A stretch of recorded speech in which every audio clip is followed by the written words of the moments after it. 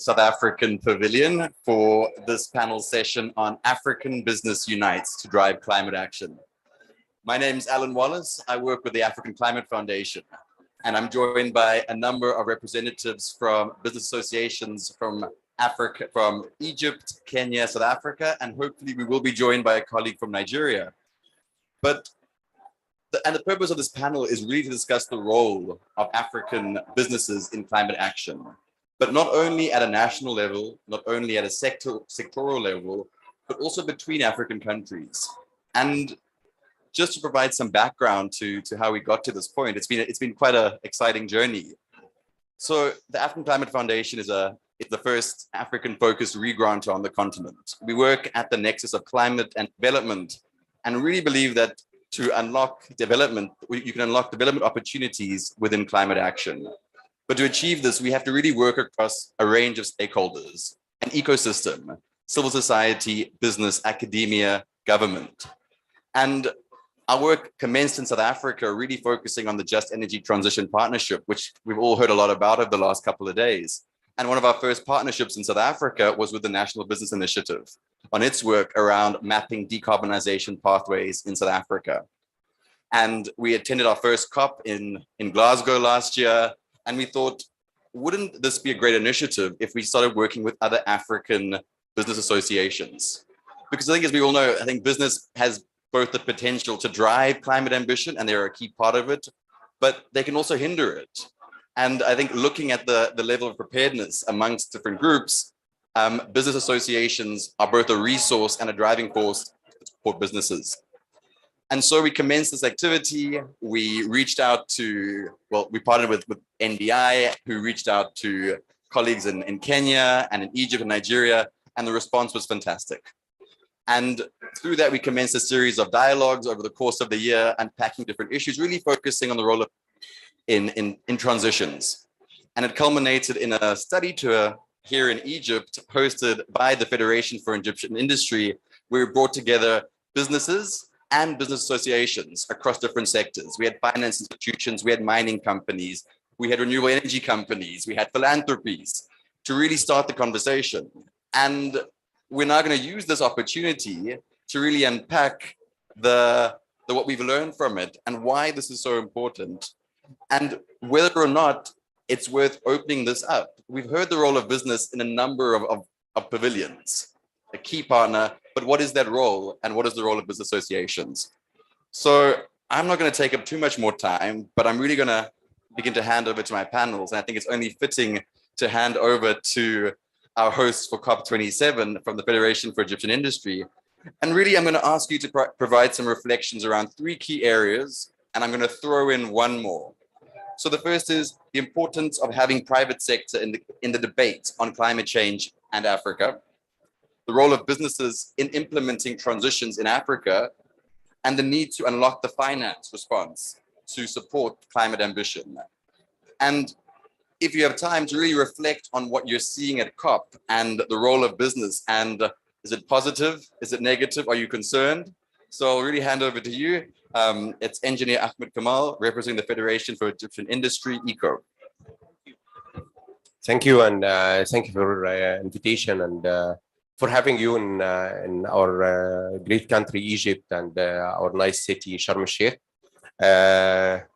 Let me start with a small thing, and we, as Federation of Egyptian Industry, representing the business in Egypt, we are around 104,000 factories, enterprise, under one umbrella for Federation of Egyptian Industry. And we have around 4 million workers working in under our umbrella as well. And back to COP24, it was first time that we represent in a delegation. I'm part of the negotiator team for Egypt, representing the private sector and business. Before that, we didn't have a seat in the negotiation team in the Egyptian delegation. In 25, we played bigger role, and we bring some of the factory owners, businessmen and women to attend COP25. In 26, we first time have side events by the name of the business in Egypt, and it was very successful, representing some of the success stories from business. And as you see in 27, we have a big pavilion for business of Egypt. We represent business not only in Egypt, but we try also to represent business in behalf of all Africa, with the size of the big pavilions in Egypt and blue zone and in green zone. What I can say now that even in the negotiation rooms, we see more role for business to play in the negotiation. So out of this journey and out of our cooperation with NBI, with Alan and with our friend from Nigeria, from other countries, we had launched last 2 months ago. Yeah, 2 months ago, an initiative for African climate care, which is, I see it's good thing to go and work from now until COP28 to show how we can, as African business, can play bigger role from COP27, how we can affect even the negotiation to be to let all other parties to hear our voice strongly. Of course, we have the ICC. We have good cooperation with ICC. We have good influence to ICC in COP statements, but we need to see a similar organization in behalf of Africa, a similar organization in behalf of the business confederations and federations in Africa that can play a role also in future COPs. We have a platform now with the initiative, with the assistance also from ACF, and I'm quite sure that during the time Egypt is president for COP 27 during this year, we can play a bigger role to influence more the voice of Africa business in the negotiation. Does that cover how many from the questions? I think that's great. I think I will come back to you, but maybe I think these reflections are great. I think in terms of the general overview, in terms of there's this voice, and I think Egypt has really put a strong business case forward, and we've seen the sector involved. And I think maybe talking more about African climate care would be quite useful to see the role in these initiatives, because I think also there's also skepticism about business, and rightly so. And I think we also have to confront those type of conversations as well in terms of the role of business in climate negotiations, given the fact that the private sector can play a dual role. So I'd also encourage my colleagues to engage on that issue, because I think we do have to confront that, and the partnerships and the conversations between civil society, business, and the protection of rights more broadly. So Faith, before we get to the second layer of more tricky questions, maybe I'll ask you to provide a perspective from the Kenyan Private Sector Alliance, who you are, what the picture is in Kenya, and what it looks like going forward. And I think particularly given some very positive remarks coming out of the Kenyan presidency of late. Thank you very much, Alan. My name is Faith Ngige from the Kenya Private Sector Alliance in Kenya. The Kenya Private Sector Alliance is the umbrella body of private sector associations, as well as individual companies that find value in associating so as to create a favorable business environment for investment, competitiveness, as well as contributing to development of the country.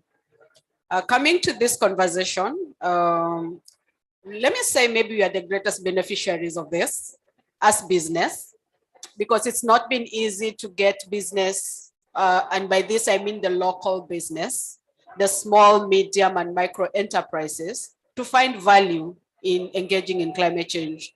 Not because they do not find value in it, but because it's complex. This whole thing can be very complex. Our language can be very difficult. Our processes in climate change can be very bureaucratic.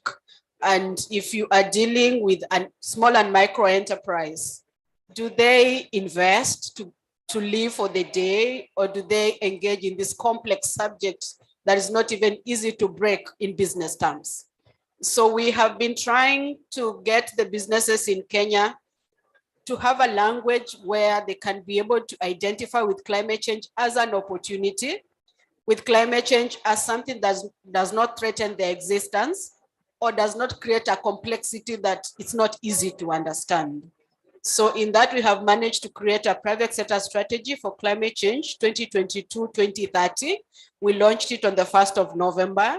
And by that, it was just a loud declaration that the private sector in Kenya is committed to helping the world tackle the climate change issue.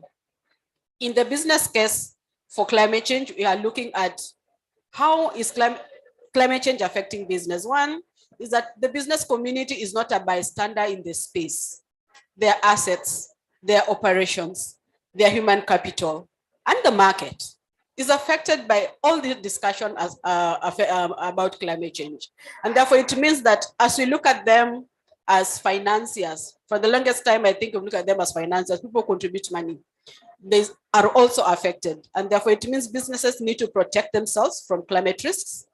Businesses need to reduce their contribution to emissions, and they also need to take advantage of the opportunities that are rising out of climate change. So that will be my reflection. Thank you. Thank you very much, Faith. And I think an important point to mention, and it's a shame our colleague from Nigeria can't join us, is I think we tend to think of business as these large multinationals. And yes, very much that they are critical players. But in Africa, if you look at the makeup of companies, small, medium enterprises play a very significant role in the economy and for employment. And I think we tend to maybe miss that layer of conversation out when we're at events like this, where it's the big organizations who really begun their decarbonization journey a lot earlier. And I think it's very important to reflect on that. And that's the role of business associations to also connect some of the larger organizations, but also provide support to smaller organizations that are just beginning their journey. Decarbonization is complex. It depends on a variety of factors that exist outside of the business. It requires regulatory frameworks. So there is a whole space that needs to be tapped into. So I think those are some really important reflections. But Richimetsi, I'm now going to move to NBI, and I think the National Business Initiative is an old hand at COPs. This is a familiar site for NBI South Africa at COPs, the pavilion. But I think maybe some of the reflections and maybe the observations from previous COPs and to where we are and how this initiative is looking as we go forward, and the value from your side. Thank you very much, Alan, and a great pleasure to see colleagues and old friends again as we build these partnerships across the continent. I think we are in a privileged position as the NBI in that we are helping to host the South Africa Pavilion itself. And I think what is notable about this South Africa Pavilion is the degree to which business has been involved. So that in terms of our delegation, I think we have almost 140 business representatives joining the South African delegation altogether. We have an increased number of companies and organizations supporting this platform that allows us to have a diverse range of conversations. It brings people together. And I think it really starts to build the base for the types of relationships and the collaborations that we need going forward to address the scale of the challenge that we're dealing with. And I think to also to a large degree, use the opportunities that we have to start learning from one another and sharing our experiences and insights within our South Africa community, but I think quite happily as well with the range of international stakeholders and partners that are coming to the table as well. So this is it's a huge jump from last year, I think almost a fourfold increase, and it represents a degree of excitement, for me, a degree of internalization at company level on what needs to be done in transitioning companies, in transitioning communities, in transitioning countries and the continent as a whole towards net zero, towards more resilient and competitive economies. So that is the one very big reflection. It's in the numbers, it's quite clear, it's something that we're experiencing in a very tangible way. I think there's another element that I would just like to touch on, and particularly for South Africa. You mentioned a little bit of the pathways work that we've been doing over the past 2 years, and we'll be reflecting in a little bit more detail on Monday as well on the findings of this work. But this work really represents a sustained engagement with business on what it means to actually transition. Understanding at quite a detailed level what steps we need to be taking across a whole range of sectors to get our economy to net zero in a just way. And I think what is notable out of that experience for me is the amount of time over which this project was implemented. So this was 2 years of sustained engagements, technical working groups, meetings with CEOs, as well as aligning with other stakeholders. And that to me speaks of a huge amount of commitment to be able to sustain that kind of a process at that degree of intensity. And a whole range of that kind of participation, and I think aligning with government in particular, has helped to contribute to a greater degree of ambition that we've seen in our NDC that we've submitted. And we've seen the benefits of that at this COP as well. So the Just Energy Transition Investment Plan was launched on Monday. And that speaks to a whole cycle of being able to increase the ambition, show the degree of participation and support from business, and contribute to a broader national effort. And I think that's something quite notable that we can celebrate. Thanks, Alan. Thank you very much. Before maybe putting it to the audience, maybe it's another, I think, round of questions. And I really would, I think, like to ask in terms of, I think we talk about the positive aspects, and I think, and we see the potential, but it'd be really useful maybe for each of our participants. And I think because we've got, just because, and this is one thing we also need to push, I think Africa is not a country, and every country is quite unique. And I think each response is quite different. And I think as the African Climate Foundation, that's really something we want to do, because we tend to talk as Africa as a homogenous entity. But maybe from each of your countries, in terms of one of the challenges that you're seeing, or something that as a business association you would really like to tackle, particularly maybe in the next 12 to 24 months, that could almost serve as a basis for the first piece of work that each of your associations could embark on collectively and individually. So Faith, can I ask you to start on this one, but just something, and I know it's a big question, but what would make this tangible in your view? Thank you, Alan. We, in the journey of just trying to understand business and climate, we did a study on the barriers and challenges of private sector investment in climate change.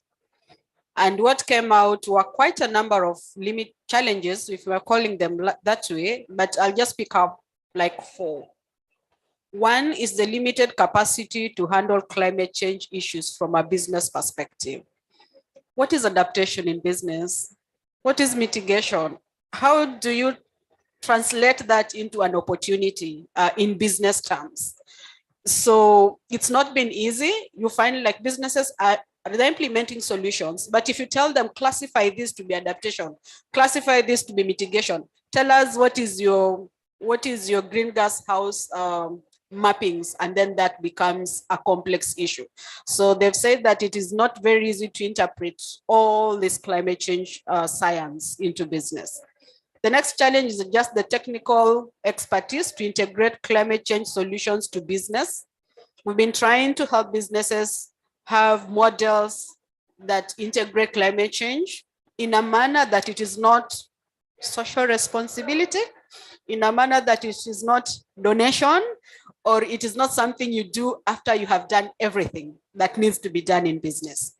So how do we make them think right from the design of the business model and the strategy that these elements need to be infused in the business thinking, so that again, it is not a burden, but a part of the everyday, maybe DNA of doing business.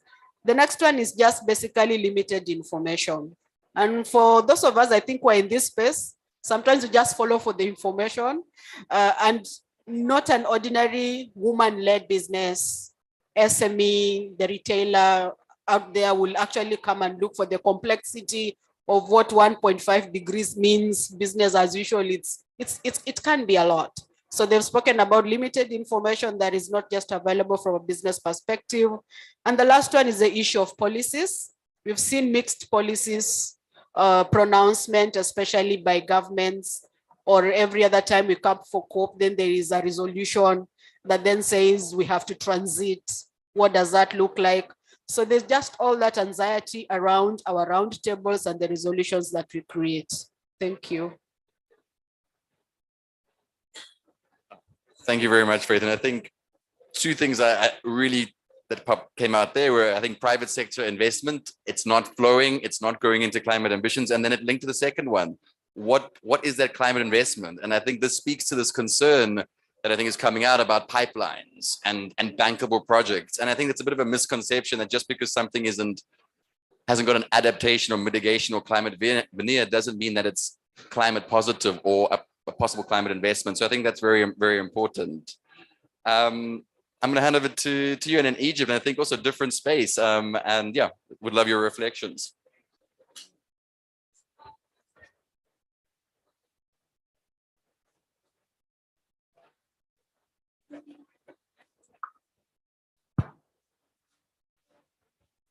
Yeah.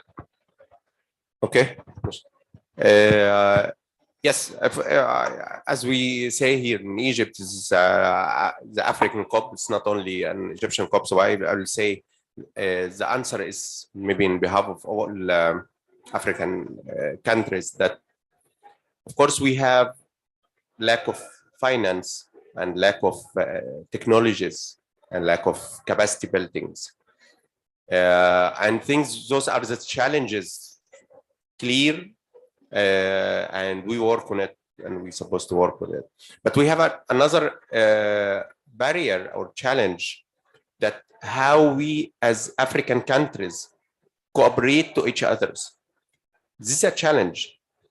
If we can solve this challenge, if we can create a platform between us, many of that, what you call it, general and standard challenges will not be as big and as strong as it's like now. So we have to cooperate among ourselves first. And if we can succeed in that, the lack of capacity building will be less, and lack of technologies will be less, and maybe lack of finance also will be less. So if we as individual countries mention challenges as lack of finance and lack of capacity building and lack of technology, but because everyone is dealing with the problem individually. But if we can cooperate to each other and with each other, I'm quite sure that the size of the challenge will be much, much less. And we, as I said, if we can start with African climate care, with the ECF, and with the 4 or 5 countries starting the initiative, and we during this year can build more and more alliance from the African countries, I'm quite sure that we can cooperate to minimize the size of each challenge to the minimum. Thank you.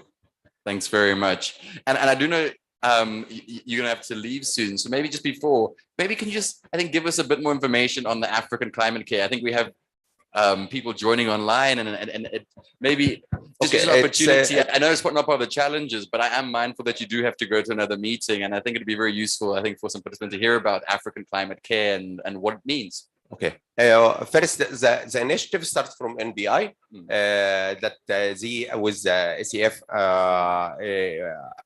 gather 4 countries, 4 or 5 countries, African countries, to visit Egypt in one of the initiatives 2 months ago. Yeah.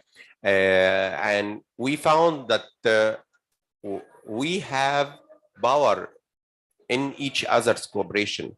So it was first time for us to deal with Nigerian experts, with South African experts, from Kenya's experts, we found that we miss the power of each others. So each company, each country deal direct with the source of technology or the source of finance, while we as countries under one continent, under Africa, we have power and we have support to each other.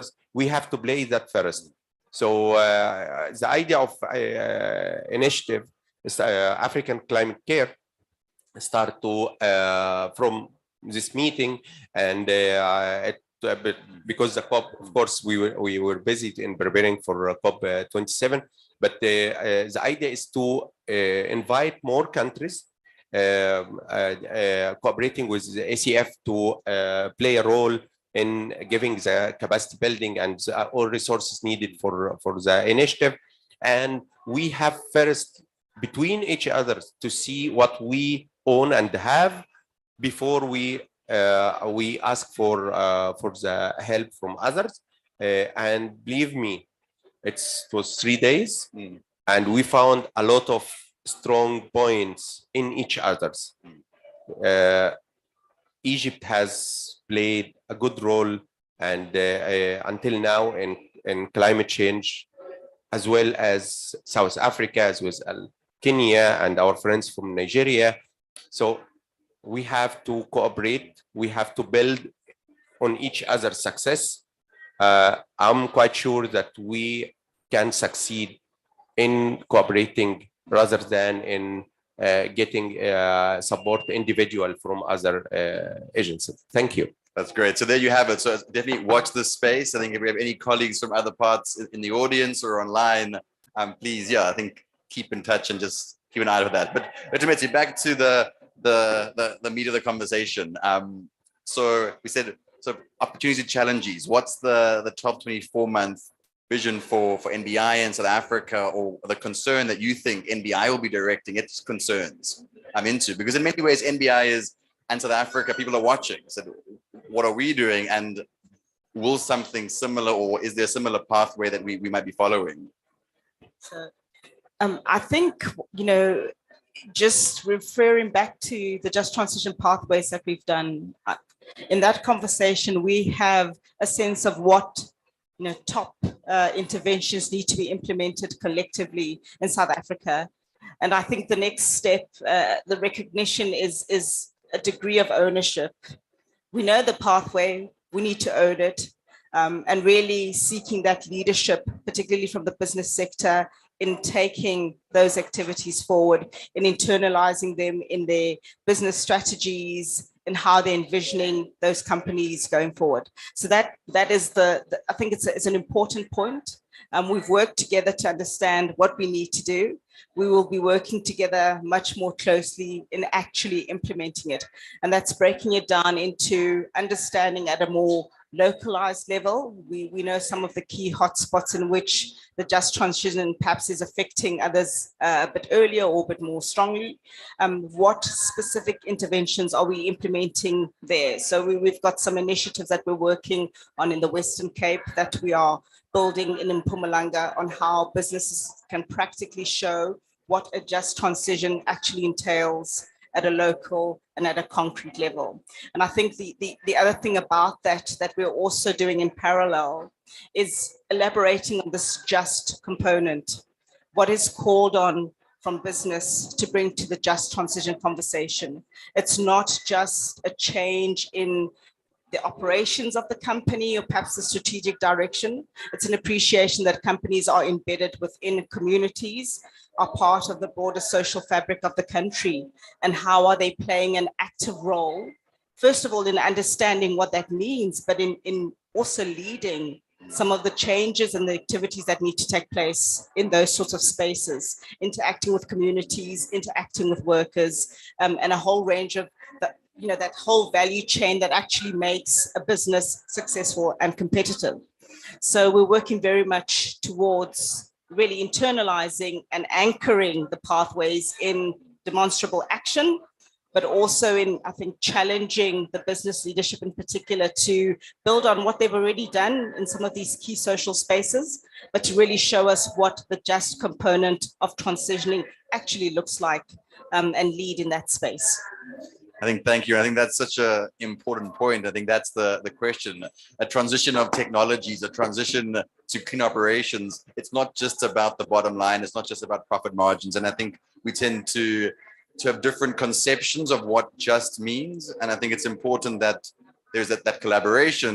Actually, I don't think it's absolutely important that this notion of what a just transition means, both in terms of the short, medium, and long term, is critical. So I think thanks for raising that point. And I think that's a key part that should actually form the basis of an African initiative that looks at this, is that we start looking at the people and the just component at inception, not an afterthought. So I think thank you for raising that. Okay, I'm now going to give an opportunity maybe to the audience if there are any questions or queries about each of the countries, about the initiative. I think, remember here we have, I think, 3 countries representing, I think, hundreds of businesses across a variety of sectors. So please, if there are any maybe reflections or questions from the audience, that would be great. Okay, I think we have one question over there.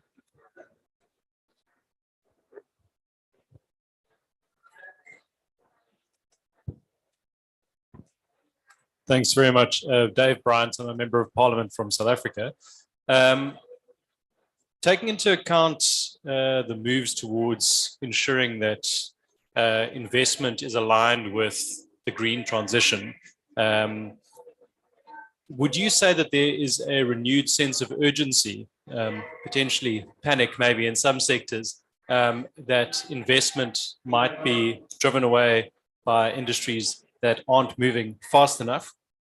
And do you feel that some of the expectations that are being placed in particular on developing countries and countries in Africa are realistic?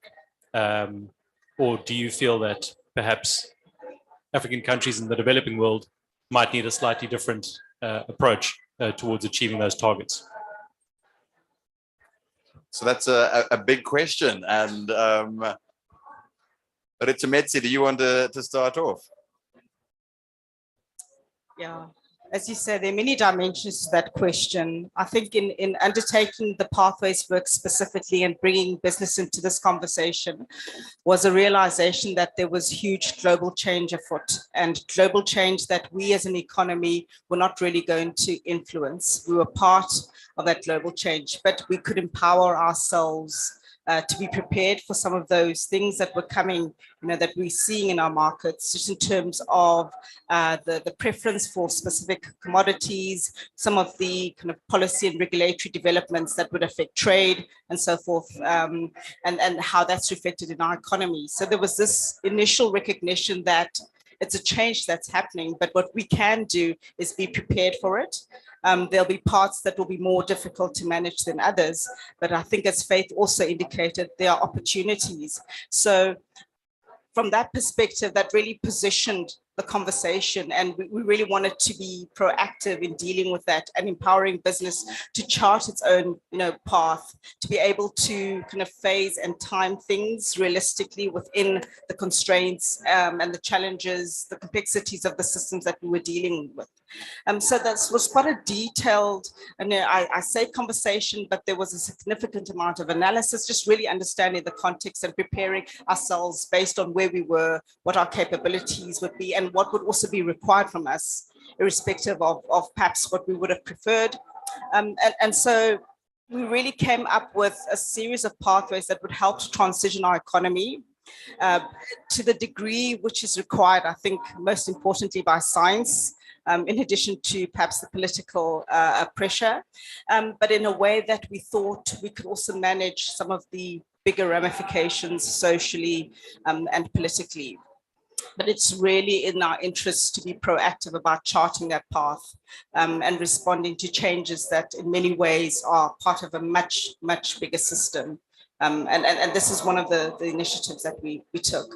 I think it's also notable that in many of the areas, we were also innovating. So I'm looking at it from a technology perspective, even the degree of investment in green hydrogen, for example. I mean, this is quite an emerging technology globally. South Africa has historically, invested in the space over a long time. But even as a developing country, we are very active in what is an emerging opportunity globally. So there's some of those highlights that I think we can also point to. Because it's in line with our interests. It's in line with us being able to maintain competitiveness, to be able to take advantage of new opportunities. So I think from that perspective, just being aware of what is happening, what is out there, and being able to take control of how you change has been something that is really important. It can be built into strategies. It gives us a certain amount of kind of vision over the longer term that can provide a degree of certainty, particularly if we're able to have the right kinds of conversations within the country, bring the stakeholders together across the table, across different spheres, so that we are coordinating ourselves as a country and leveraging the respective kind of capabilities, but also opportunities that are sitting in those different spaces. Okay, sure. That was, I think, yeah, big answer, big question. I don't know if there's any responses or maybe another question from the floor, or do you think Retumetsi sort of covered that? Faith?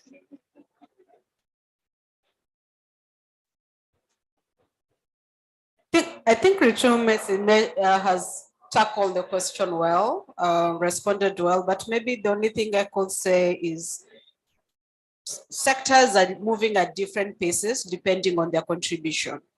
So depending with how our country has defined its nationally determined contribution, then there are priority sectors. Like in Kenya, we have priority sectors, and then we have the rest of the sectors that are adaptation. It doesn't mean that the rest of the sectors should not be part of the conversation, but like energy, transport, they have a lot to do because the emissions are also higher. And when it comes to the burden of climate change, maybe on businesses, I think the most important thing is to be inclusive and be part of the conversation so that the target doesn't come like an external pressure, but you're part and parcel of the conversation. And therefore being at COP, being in the negotiation room, being able to provide a perspective will make it easier so that it doesn't feel like it's external driven. Thank you.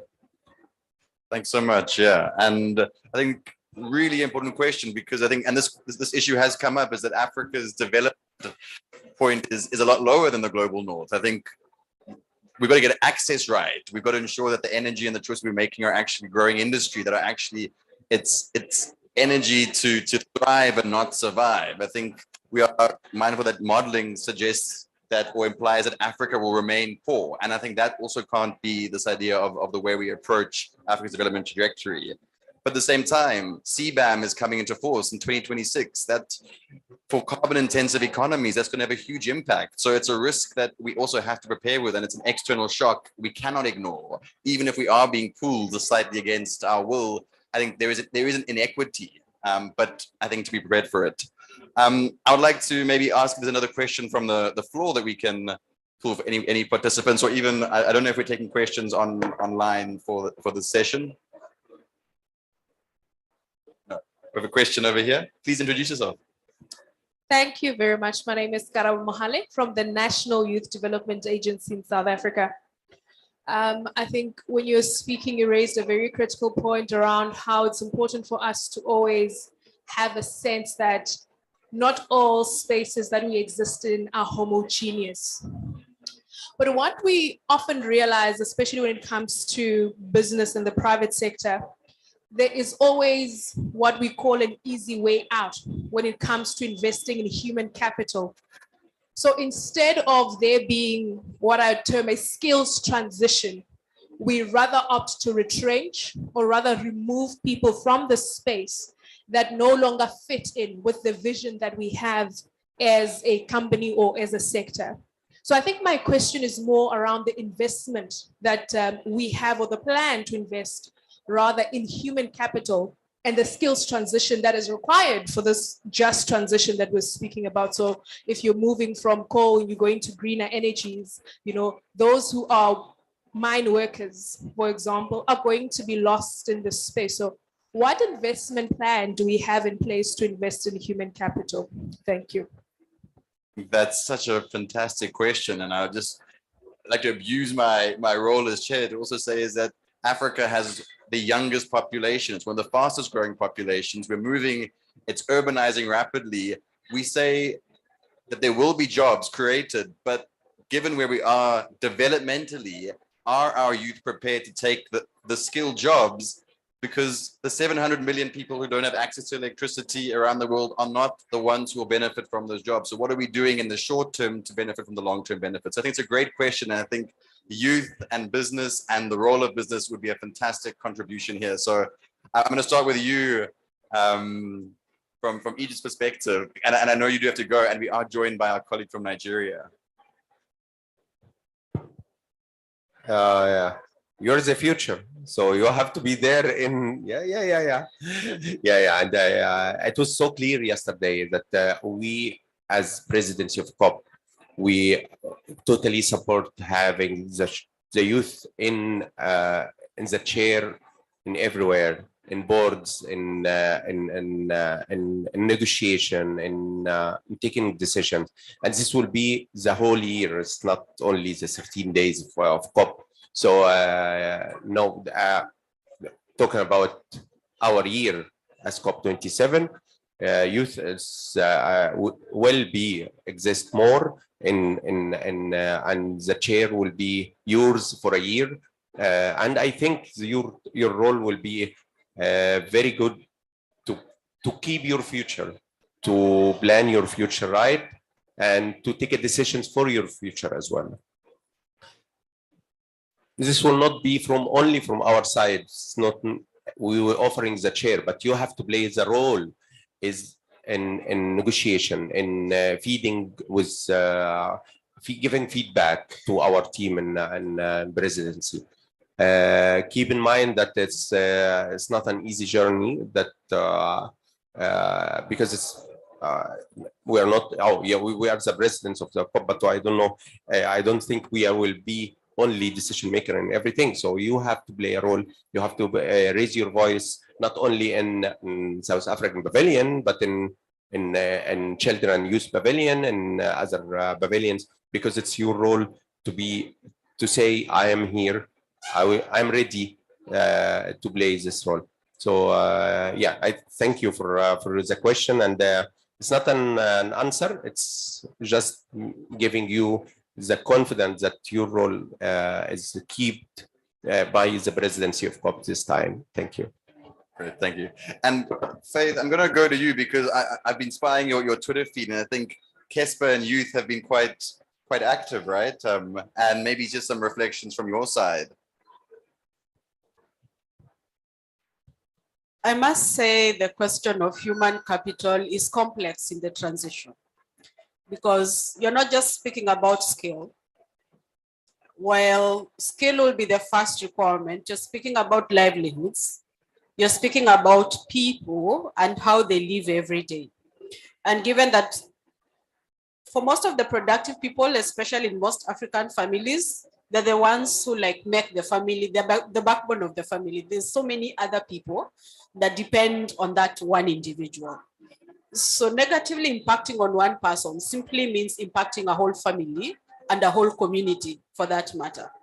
So it means that the human skill transition has to be very, very careful. It just can't be start and stop. But I want to look at two policies that in Kenya we have put in place, even as you just think about how to integrate what people know prior and maybe the expectation of the future. It's called the Recognition of Prior Learning Policy, RPL. It does not mean that because this new world has come, the old information is not useful or the old information is not, remains obsolete. It has a space and it needs to be a foundation for the next phase.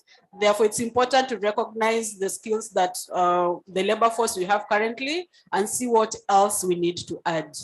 The other policy that we have put in place is what you call the dual training model or the cooperative training model, where you train at an institution or the company, but also train in the organization. So you are in an educational institution learning these new skills, but also getting to get an exposure into the new skills. And I think like the Germans have done a lot of work in Kenya, when it comes to electric mobility.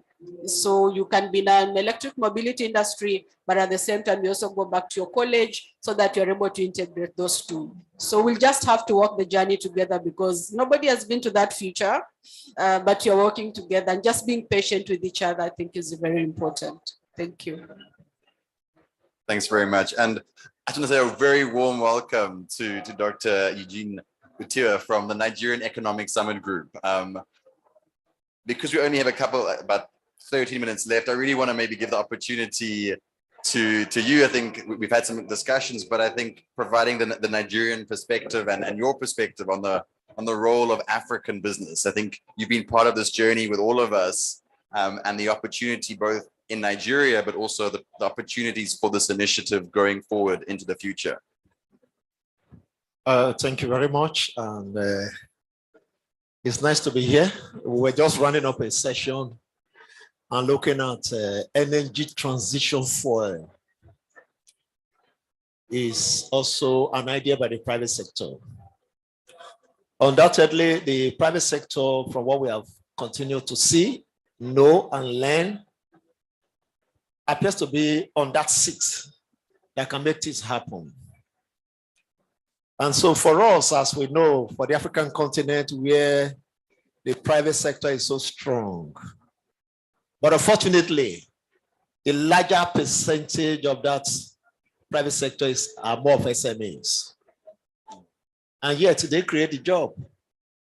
But unfortunately, they have access to a number of things. Is it to finance, understanding what climate issues are all about, having the right toolkits, for instance, like climate screening toolkit, opportunities within it. How do you screen all of that? A number of them do not know. How do we make businesses climate resilient? They do not understand this. Do we have the right toolkit to do that? Unfortunately, no. But just to let you know that African Development Bank has gone ahead to develop such that could be used by SMEs within the 54 African countries, which for me is a good thing. There's even a business calculator that has been done for GHG calculation that could also be used by SMEs. From the NESGA angle, Nigeria Economic Summit angle, of course, it's like it provides that convening power, whether for the government to understand what is being said by the private sector or the private sector themselves. So it stands at the threshold, that door, it stands there to be able to bring up the emerging issues, the perspective that we must give attention to all the issues. NESG is able to bring that into the space. And the summit, Nigeria Economic Summit, of course, is, we already know it's underway. And then to further give voice to what the government should be looking at, to what the private sector should be looking at, and indeed the opportunities therein. Here today, and in this week and next week, we're talking about the climate issues that seems to underline the fundamentals today in terms of development. But the key question is, are we getting the traction in terms of what we should be giving attention to? And what should we be giving attention to on the African continent? We're talking about issues of adaptation. We're talking about loss and damage and so on and so forth. Those are the things that really matter to us. If we say, oh, some people will say on the average, it's about 3% emission that we generate of all that we're talking about. Could that really be our key challenge that we have? One of the things, for instance, that had happened in Nigeria, you recall a number of the cities or states were flooded. We learned some of it came from Cameroon and then some other, and it could be traced to, of course, climate issues. But again, how will private sector make the government to build resilient infrastructure? I'm saying this because the seat of power, Abuja, had fuel crisis. And the reason I used was that, oh, from the southern part of the country, the vehicles couldn't convey fuel to the northern part because the roads were damaged, because the roads were taken over by flood. and so they couldn't move. Is it possible for the private sector to assist the government to understand issues better? I think it's possible. So Nigeria Economic Summit Group has that overarching idea to be able to support both, of course, the private sector is leads, as well as the government in terms of the policy space. So how do we begin to say, okay, let's give attention more to adaptation? Yeah, there are policies. The NAP is being developed, the National Adaptation Policy is being, how can NESG ensure that the relevant issues are taken up? And that the private sector voice is there, is entrenched. I think for me, it's all of that. I don't want to go into the issues of other elements of it, of what the private sector could do. There are a whole lot. But just to say that, to bring money, to ensure that things happen, the private sector is there. The government cannot do it alone. Budget cannot do it alone. Thank you. Thank you so much. I think that was so relevant. It's like you were here earlier when I said, what is a big challenge or something that we should be focusing on? And I think adaptation, resilience, and business is critical, because you cannot develop if our developed gains are constantly being eroded because we haven't got climate resilience. And I think that link, we tend to separate mitigation, adaptation, but resilience is about development. And I think that role and the business case for adaptation needs to be made clearer, and it needs to be spoken about. I am mindful we're running a little bit of time, and if there aren't any questions, I would like our panelists to maybe just close out with a minute or two in terms of next steps, what they hope to achieve, and maybe any closing remarks as we embark on the second week of COP, and what you are currently feeling at this COP and looking forward to. So I'm going to just scan in the room for any questions. Otherwise, I'm really going to sort of hand over. I'll start with Egypt again. Are you okay for time? Okay. So maybe just some last reflections. Yeah. Thank you so much, Alan. And I would like, for me, I think is to appreciate the partnership that we have built in this year. It's been quite enriching for us in Kenya. And for the first time, I must confess, we have like 10 businesses represented here in COP, because our dialogues that we held were able to raise the profile of the importance of businesses attending COP. And a lot of them, I can see some of them are seated here right with me. And for us, that is really, really a big win. So we would like to continue with this cooperation. We'd like to continue learning from each other. There's quite good lessons in Egypt. I think we just walk in and you're filled with marvel that the solutions can be provided even in the most of the difficult circumstances. We can still live well. We can still live a good life. So we just need to make best use of our partnership and cooperation, learn from each other, and it shall be well. Thank you. Thank you very much. Just an advice that we need to act now. We don't have a chance to wait for COP 28s and 9s and 10. No, sorry, 28 and 29s and 30s and all of that. So please don't consider COP 27 as previous. As we as presidency, we don't consider it as previous. We need to come up with actions as we promised the world. And we need you as a help from everyone attending the COP to not accept that this COP will be as previous. So we need to have actions now, and we don't need to wait for other COPs to start actions. Thank you.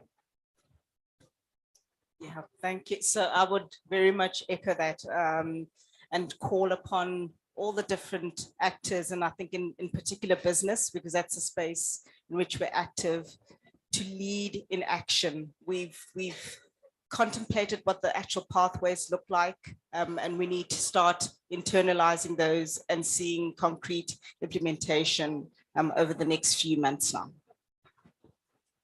Thank you very much. And just to quickly say that from what has been said, this is a COP they call implementation COP, isn't it? So we're not saying we want to accelerate action, implementation. the government, the number of government cannot do anything other than the policy issues. Who drives the implementation is the private sector. Let's rock and roll with the implementation. Thank you very much. Thank you. So I think we've got amazing contributions from the African Climate Foundation's perspective. This is an initiative we want to hear from business. We want to work with business. And I think the African Climate Care Initiative, the seed has been planted. We're looking forward to growing it. But please, can you give me a big round of applause to our panelists and a big thank you, and please stay in touch with all of us. So thank you very much. And we hope you have a fruitful second week of COP and the energy levels are still high. Thank you, everyone. And thank you to our online participants. I'm sorry, but can we have a photo all together, not only panels? Because it's our responsibilities for everyone. It's not only panelist responsibility. So can we have we may have to turn around so we can get everyone in. How's that work? Whatever. Is that okay, everyone? Massive selfie. Huh? Oh, with logos. Okay. So if those want to come up, please come up. And there is an event here, so we have to be quick. So if you'd like to join a photo.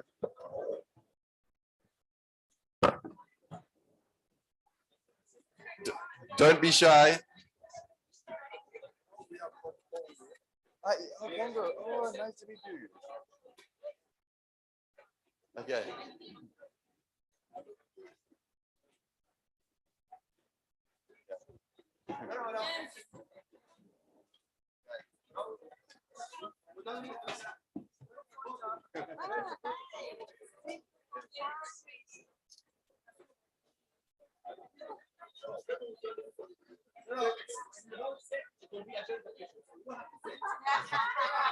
We see you there. Hi, yes. How are you? I'm good, thank you. Yes. Hello, you must... Let's see. All right, it's like 10 million copies. I'm gonna take a picture.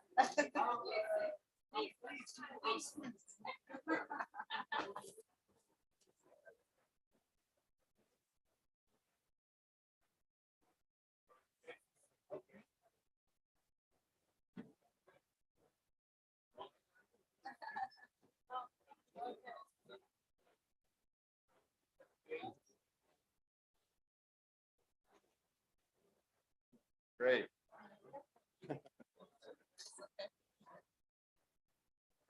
Yeah. All right. We're slowing down the next event, everyone. Okay, last one.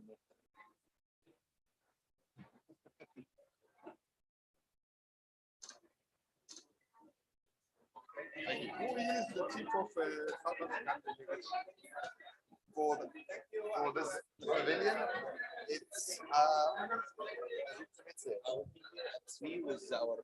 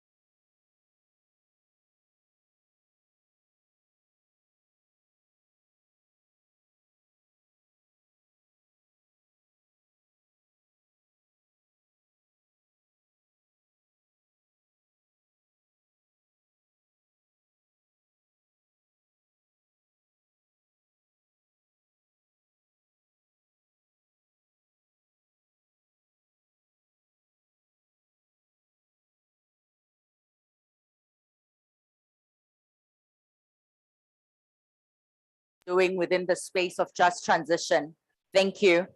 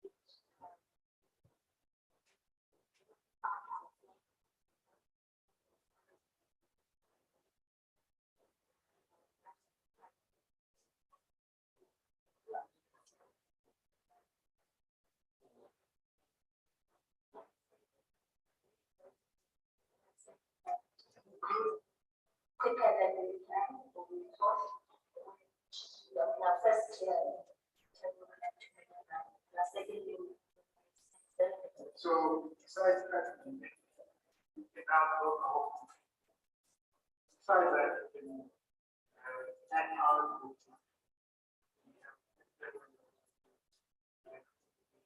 so we can literally bring up start from scratch, finish it without it. There's also a lot of opportunities because you're here. A lot of opportunities because you're here.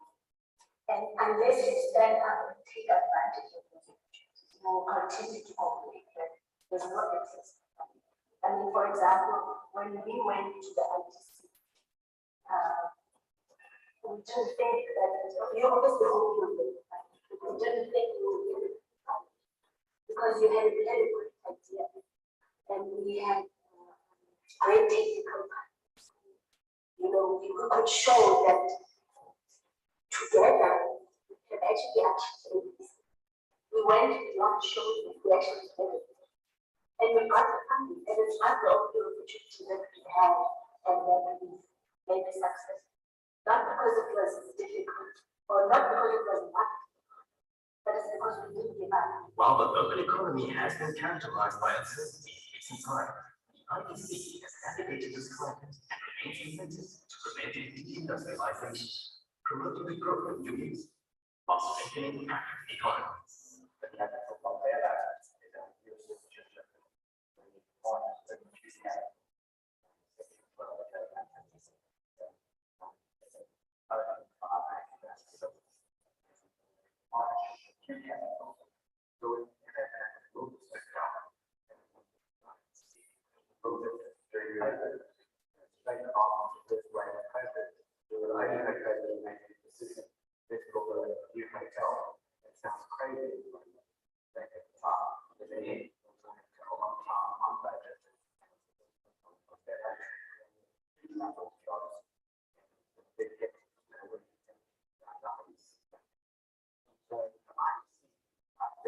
most famous black and black capital. Capital has problems like 40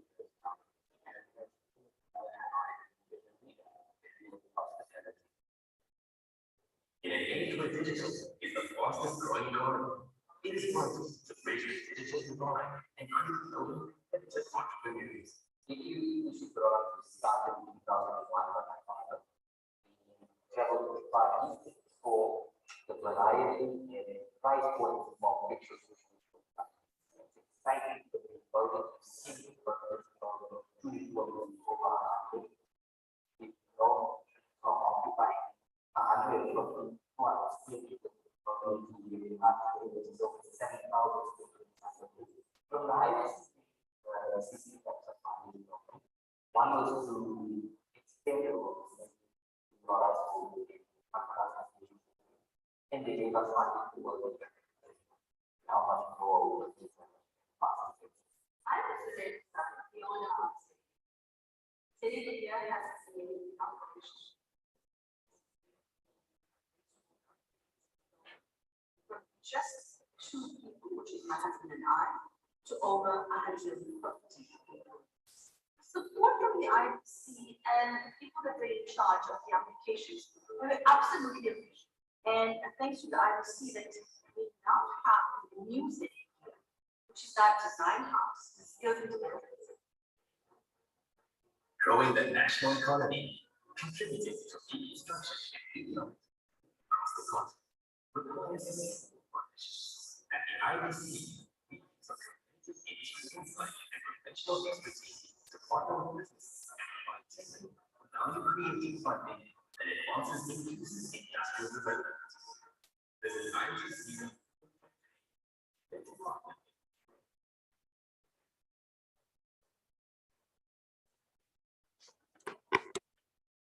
Thank you. Thank you. I hope that has given you insights, a little bit of insights on who we are.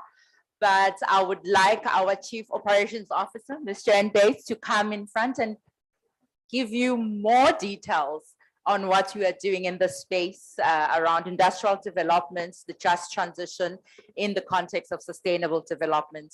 Thank you. Jan?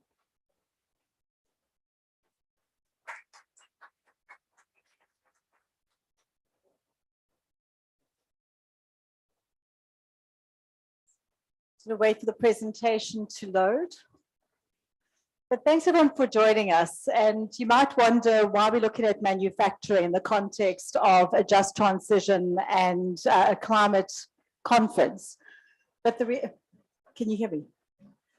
But the reality is, environment is the catalyst and green manufacturing is the opportunity. So we really do see that the IDC's core role as an industrial development corporation is to ensure that we build sustainable value chains, to build sustainable economies, meaningful jobs, and opportunities for Africans. There we go. So the IDC was, as the one just said, was established with a core mandate to drive industrial development. Sorry, it's not. Am I moving it or are you moving it? Okay, can you move? So we were established in 1940, and at that stage, we were established very much to support the South African economy in being self-sustaining. And the opportunity post-COVID, where we have seen this enormous disruption in supply chains, does talk to how companies and countries need to think differently about their supply chains. So in 1940, we established ESCOR. In 1950, we established SASL, or the 40s and 50s. It didn't, both of those took time. So, and if you look at our portfolio, you'll still see significant equity investments in those founding assets of both the IDC and the South African economy. The opportunity we have now with both of those partners, being SASL and Mittal, is to ensure that we work together to decarbonize those businesses, to ensure that we have green and sustainable companies that remain globally competitive and that can continue to develop and support jobs and economies into the future. Oops. So from a value proposition perspective, our value proposition is to build sustainable or advanced sustainable industrial development. I'm actually going to put my glasses on. I thought I'd be able to see the screen, but I can't. So we focus very much on partnerships. So the IDC in the early days, even then we didn't do things alone. We would do it with the right partners. And it's critical for us to focus on building partnerships. There's a lot that needs to be done. There's a lot of things that are happening, but unless we do it in collaboration, in partnership, we're not going to achieve the level of impact for the country that is required. So from a sectoral focus, we start with core input industries, so the upstream, be it agriculture and mining. We focus on the entire manufacturing sector in order to create value-added products that we can export and consume locally. And we focus on the enabling sectors of logistics. Thanks, this is not clear. Okay. We focus on the enabling sectors of energy, particularly green energy, water, which we need to ensure enables. We saw the Capital Group, and they've had to postpone a project because of water challenges in one of the areas. We need to make sure that all development takes place and that all the necessary inputs and infrastructures available to allow industrial activity and service industries to grow. We focus, so the further enablers digitization, and obviously ensuring that we support and adhere to ESG standards and drive sustainable development. A key differentiator of the IDC is we don't just provide funding to bankable studies or to established ideas. We can get involved from very early stage in formulating the ideas, in finding partners who've got new technologies, and working from very early scoping stage through the entire value chain in order to ensure that we develop those new technologies and new opportunities. A key focus there over the last 2 years has been in the green hydrogen space, which we'll talk to in more detail later. But we've got a number of projects in early development in green hydrogen, in new energy vehicles, in new technologies, in green beneficiation. And it's an area that we see that is absolutely core and an increased focus for the IDC to ensure that we do build those critical industrial opportunities in the economy. And this is where we do look at local and international partners that we can bring in the right technologies and unlock the opportunities. Next slide.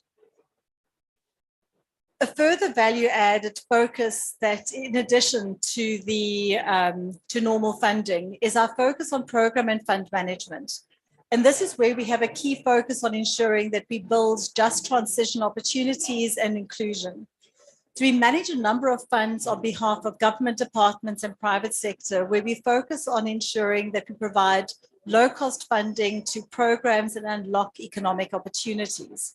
A key area of focus that I want to highlight is our Social Employment Fund, where we have been managing with the presidency a fund to create job opportunities for youth and individuals in regions, so we can ensure that we give them access to work days, build up skills and experience so people have greater opportunities to long-term employment.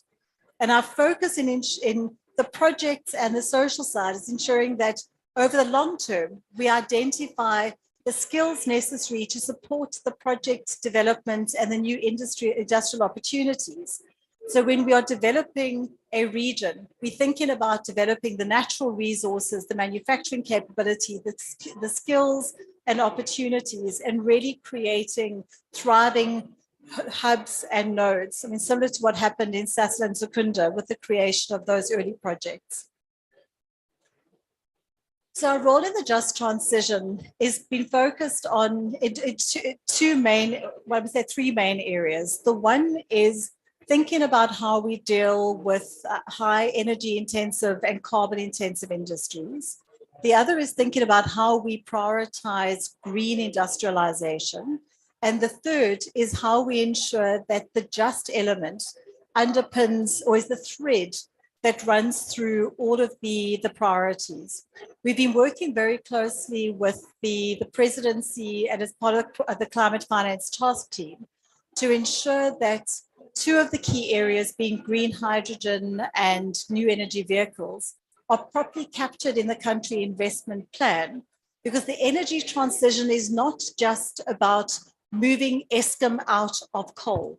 It is about ensuring that we transition all of our energy sources to renewable and sustainable energy sources. And in doing that, we bring along the entire economy, create sustainable job opportunities, maintain and grow exports, and as a consequence, have a thriving economy. So we see all of this as being completely interlinked. Sorry, could you go back? So the first is around our fossil fuel positioning. So we've developed position papers around our key focus, because we do believe that we need to continue supporting fossil fuel opportunities, but in a way that is responsible. So we need to ensure that for as long as coal is utilized, that the coal miners are supported in supplying the coal to the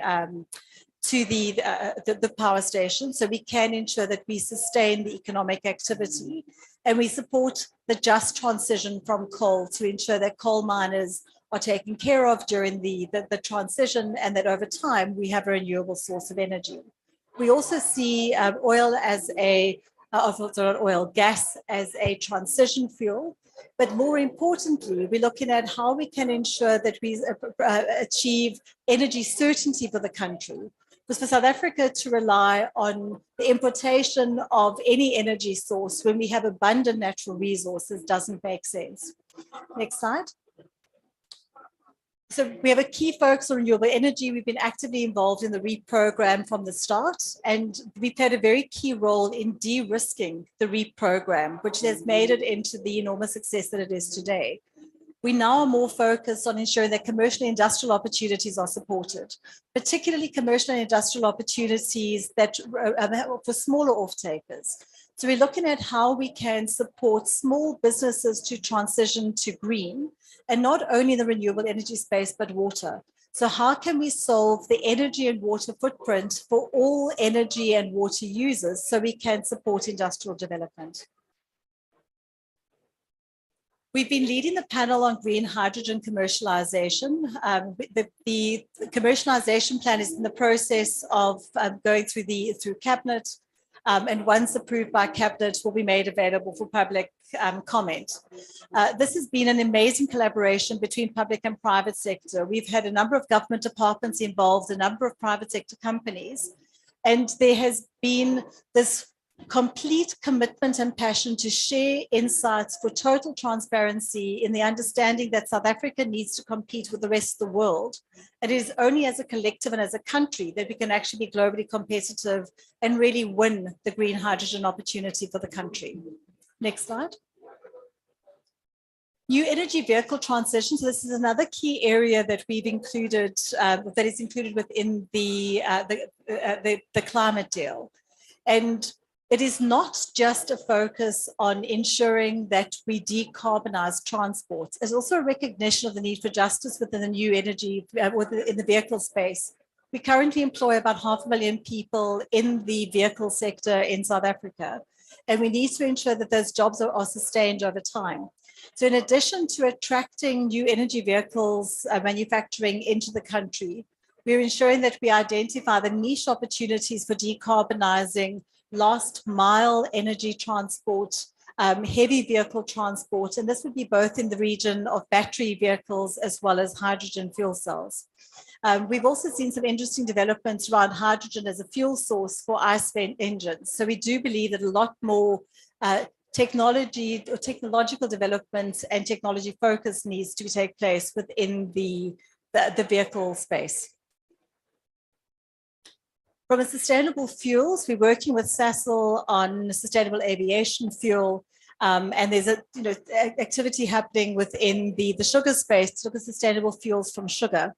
So we do need to think not just around aviation and marine fuel, but also around vehicle fuel, about the alternatives for the future. And I think the most exciting thing with the transition is the opportunity for new industries, new technologies, and innovation to really drive new opportunities for South Africans and for South African innovation. Next slide. So another critical focus from an IDC perspective is not just focusing on the last applications. It's not just about green hydrogen. It's not just about renewable energy. It's about ensuring that when we're planning the green economy, that we're planning green value chains to deliver on that green economy. So critical is the localization of renewable energy components. More than that would be all the components related to the entire generation, distribution and transmission of electricity, because there are significant opportunities for local businesses to green and localize those supply chains. Next slide. Energy storage, South Africa and the region has abundant resources. So we are sitting on probably the majority of the resources necessary to fuel storage, to fund or to fuel storage capacity. So we're looking at this not only for vehicles, but also for battery storage for energy. So this we believe is a significant opportunity, and we're seeing new technologies, South African technologies that we are piloting and commercializing, and also new mining opportunities that we can build greener and more sustainable than we have previously. Next slide. So we look at the energy storage value chain. It really is about identifying where we can find value and unlock potential for the South African economy in order to build jobs, economic opportunity, while greening both our and foreign value chains. We saw in Indonesia that there's a move towards banning the export of battery minerals. And we need to look at how we protect our battery minerals while ensuring that we grow and sustain the economy and the opportunities. So we're busy with studies with partners to ensure that we find the right place to localize and add value through the value chain.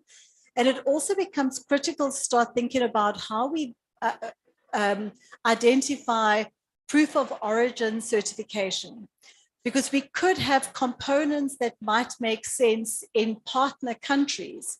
And how do we ensure that we identify through the entire value chain of finished product the South African content in those goods? So to me, there's a lot of collaboration and partnership opportunity around the proof of origin opportunities. And that is an enormous digitization opportunity for the country that will not only help with green exports and validation of country of origin, but also unlock, has the potential to unlock port clearing and infrastructure port opportunities. Next slide. Sorry, there's a fly that's buzzing around. Another critical focus, I started with this around ESCOR and SASL, is the critical need to decarbonize hard-to-abate sectors. And here we're seeing amazing developments within green hydrogen. We've got about 17 projects under development around green hydrogen, both for export and local consumption. The local would largely be within these hard-to-abate sectors. And two very important partners, obviously SASL and ArcelorMittal within that.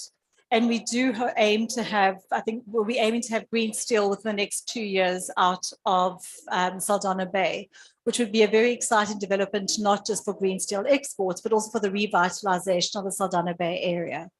Next slide. Critically is how we support vulnerable communities. And this is very much the impact of climate change is being felt very heavily in South Africa. We're seeing enormous drought and enormous floods happening in different areas. So the IDC has come with support measures, particularly around the floods, to support farmers who have been impacted to ensure that livelihoods can be sustained. And we do need to work collaboratively in order to ensure better mitigation measures are put in place to protect these vulnerable communities and ensure that they are able to sustain their livelihoods. Social inclusion is a critical focus, and this is where we do believe that we need significant partner opportunities. I've often made the comment that over the last 25 years, billions have been spent in complying with broad-based BEE scorecards. Little impact has been demonstrated. So what we need to do, and this is why we joined a partnership with Mozilla on the Impact Catalyst, And so the Impact Catalyst is a partnership with Anglo and Exaro, World Vision, and CSIR, who recognized the need to work together to create and scale impact. And this current initiative is based in Northern Cape, Limpopo, and Mpumalanga. And we hope to deliver projects together that we can use as proof points as to how partnership can actually ensure that development happens in a way that brings communities along and creates sustainable livelihoods. Next slide. So from an IDC perspective, core to what we are wanting to ensure is achieved is that we partner with like-minded partners in building industries, in identifying and solving for community needs, creating jobs for the future, and ensuring that we, as South Africans, with global partners, build an economy that is sustainable. So we really wanted to just share that part of it. I mean, there's been a lot of discussions around creating new instruments, and what our focus is on simplicity and action and delivery. So we really do want to ensure that we simplify how things are done so that we can actually achieve more impact in the market. As I said, partnership and collaboration is key. We do believe that there's a great need for transparency. What we've seen has been very interesting coming out of the climate deal formulation is that when you start looking at the 3 decarbonization pathways, you start seeing the overlaps and parallels. So we really do, what we're driving is integrated planning so that we can deliver greater impact with our key partners. So we wanted to share that with you today, and we really would welcome this to be an interactive session. We'd love to hear your ideas about partnership and collaboration, and any perspectives or any questions that anyone may have.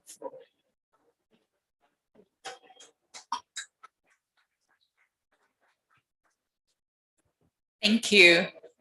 We're going to have a little bit of discussion this afternoon. So if you've got any questions for us, or if you've got any comments or that you'd like to raise, would like this to be a very interactive session.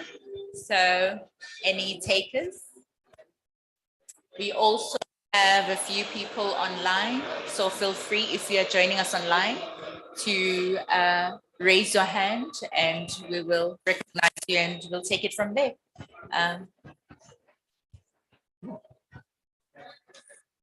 Good morning, everyone, and thanks, Joanne. That was a very insightful presentation. I'm Tembisile Salman from the New Development Bank. We work very closely with the IDC. We have a facility with them, and we're looking at another facility to try and support their renewables energy.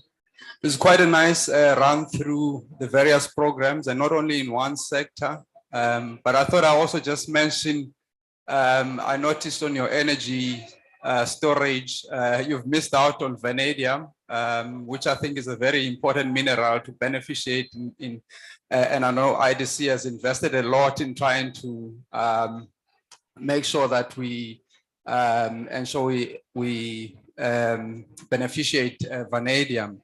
But I also wanted to, maybe the question I wanted to ask relates to, IDC has been one of the early investors in our renewables program in South Africa. And it's gotten quite competitive in terms of pricing. And I think we've had in various panels the need for the transition to be financed with cheaper funding. And, you know, just knowing the company and some of the challenges that it's gone through, particularly through COVID as well, and also the downgrading in terms of credit rating.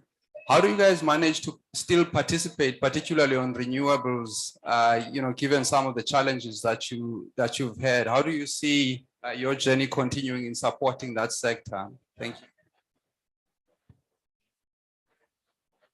Please go ahead, Jay.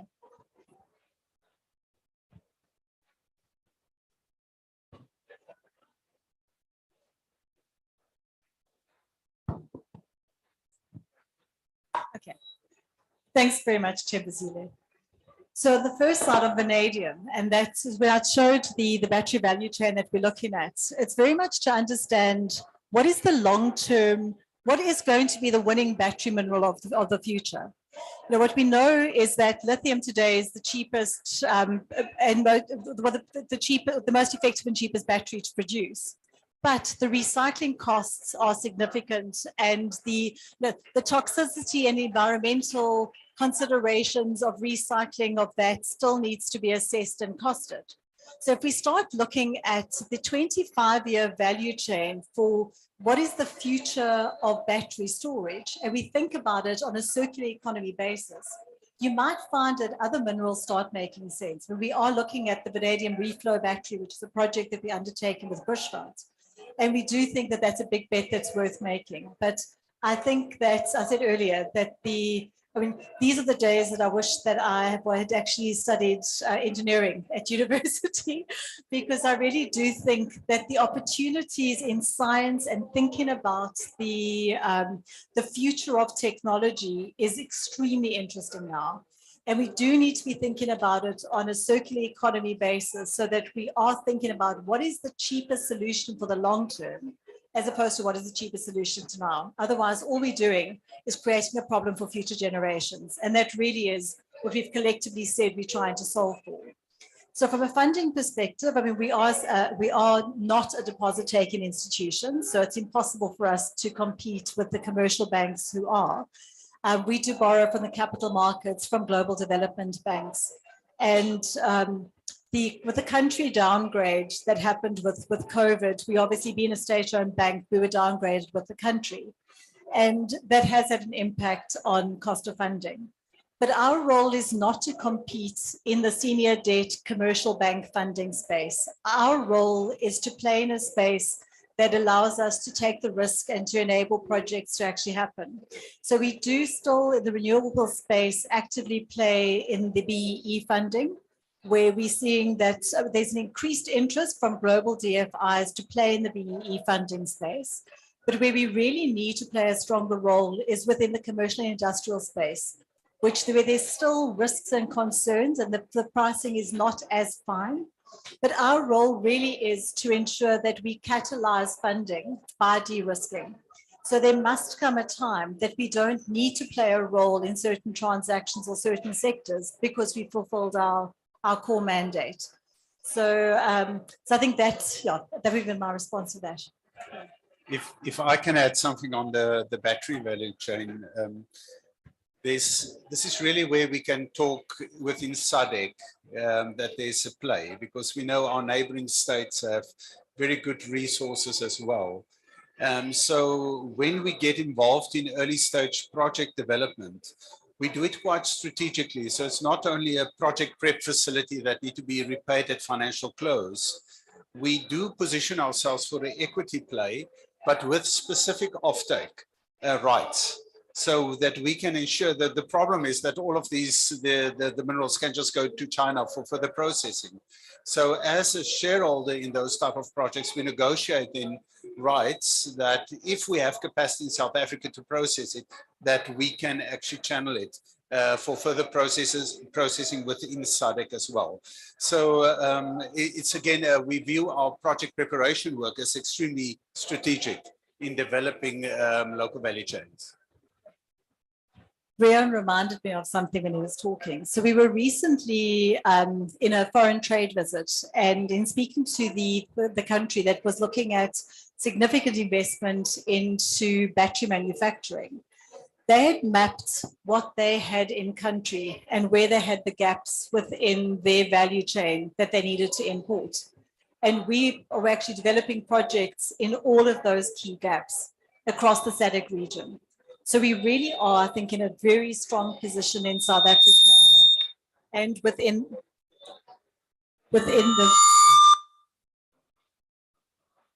the region to ensure that we create significant localized jobs and economic value in supporting the global decarbonisation.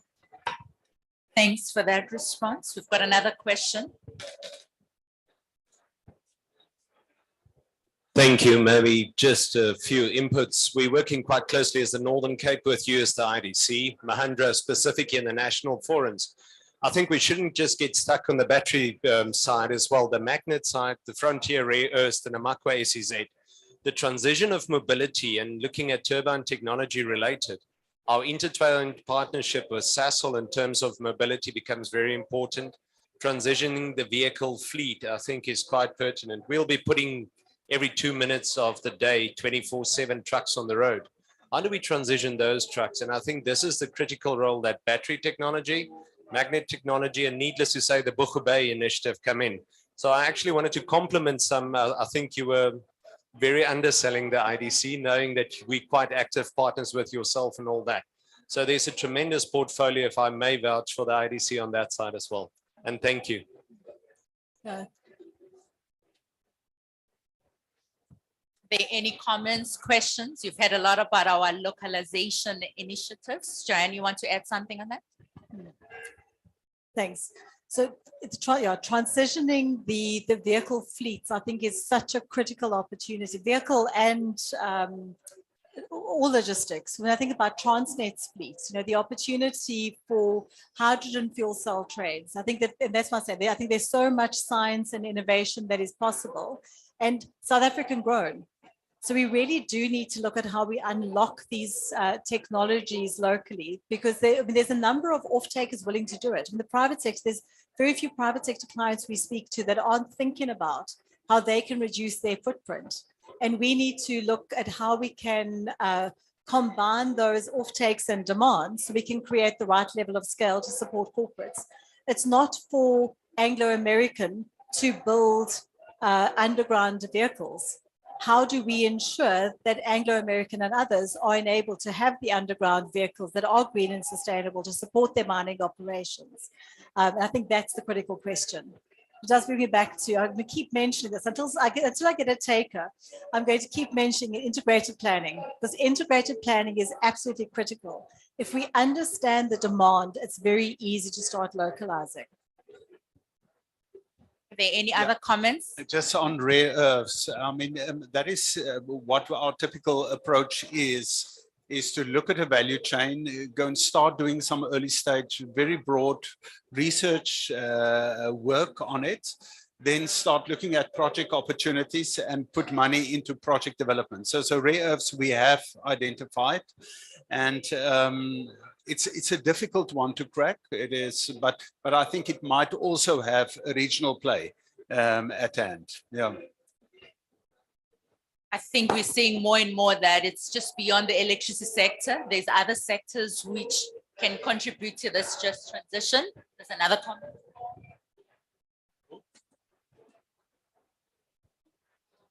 Thank you, Chairperson.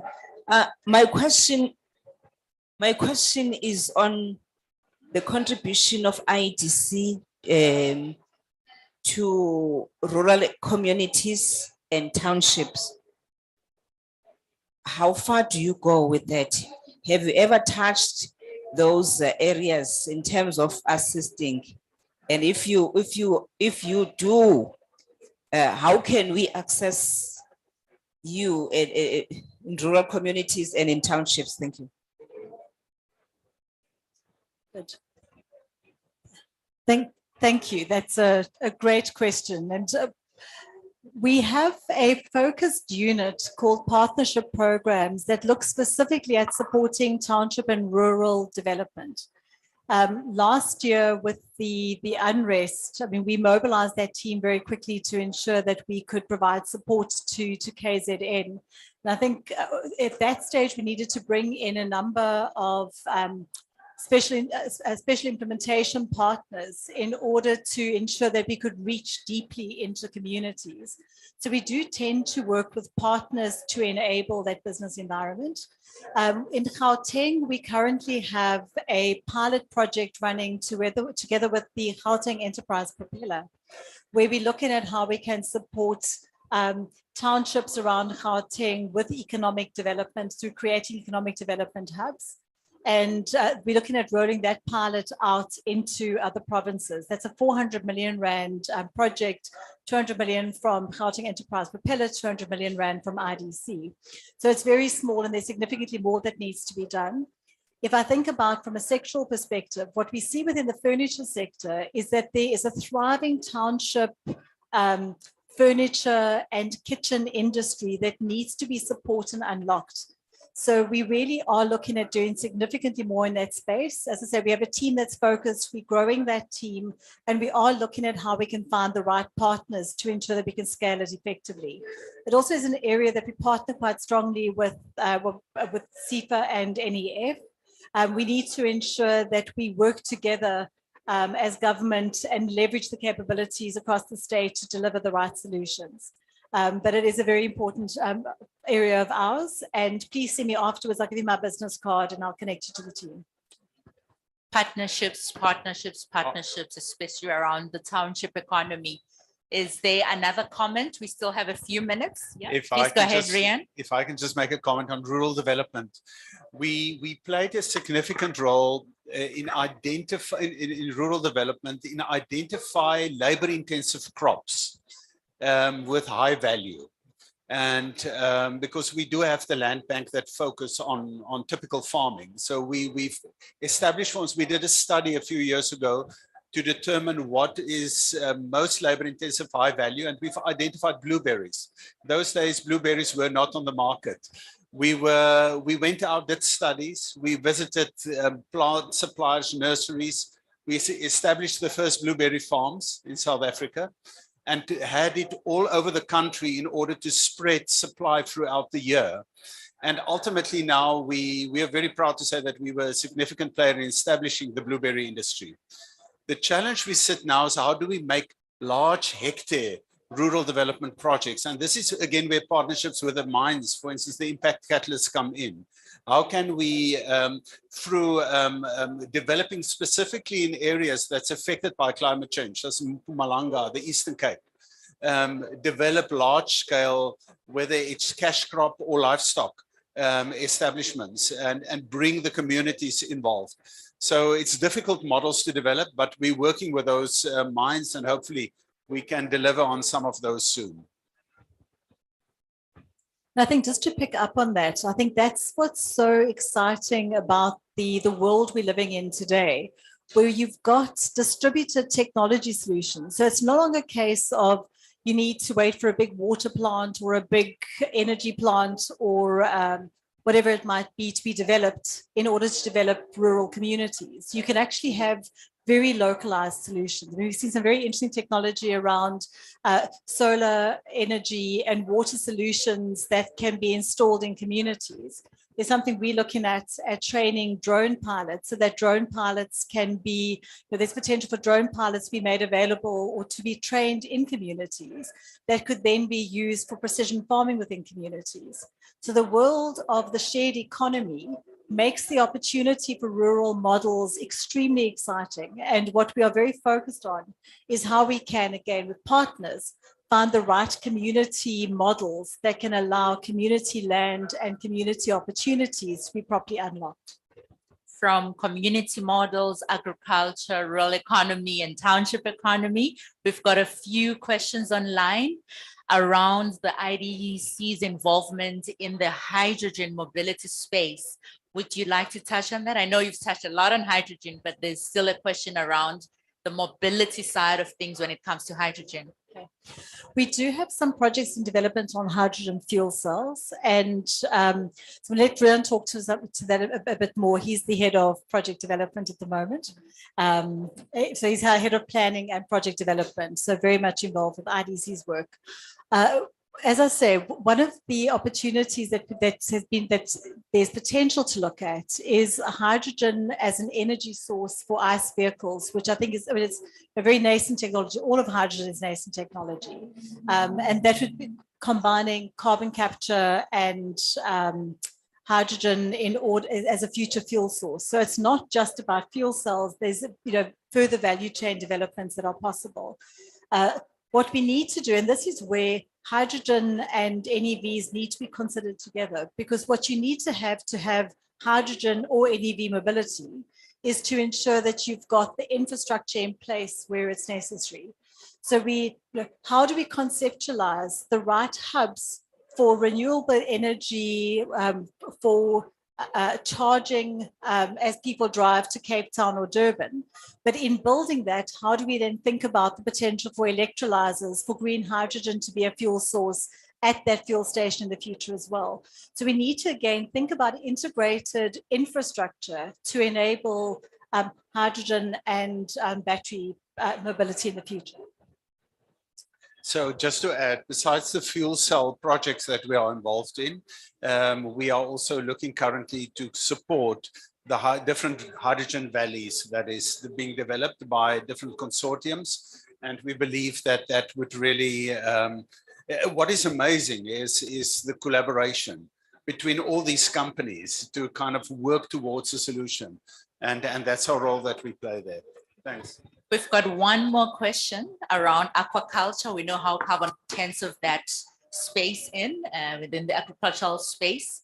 There's a link that they've made around aquaculture, waste to industrial energy, and the role of hydrogen in that. So they're asking, how can the IDC get involved around that space? Not sure whether Rian would like to take that. It's actually the first one. Aquaculture, waste, and hydrogen, that link, all those sectors. We would love to speak to whoever asked that question. Yes, aquaculture is quite a difficult sector in South Africa because you need to select the right climatic conditions, and it could be extremely energy intensive. And so we look at those integrated type of solutions, and we'd be more than keen to speak to them. Yeah. Thanks. Again, it's back to partnerships. I'm looking at my time. We have a few minutes if there's anyone who'd like to raise a question or a comment. Someone at the back.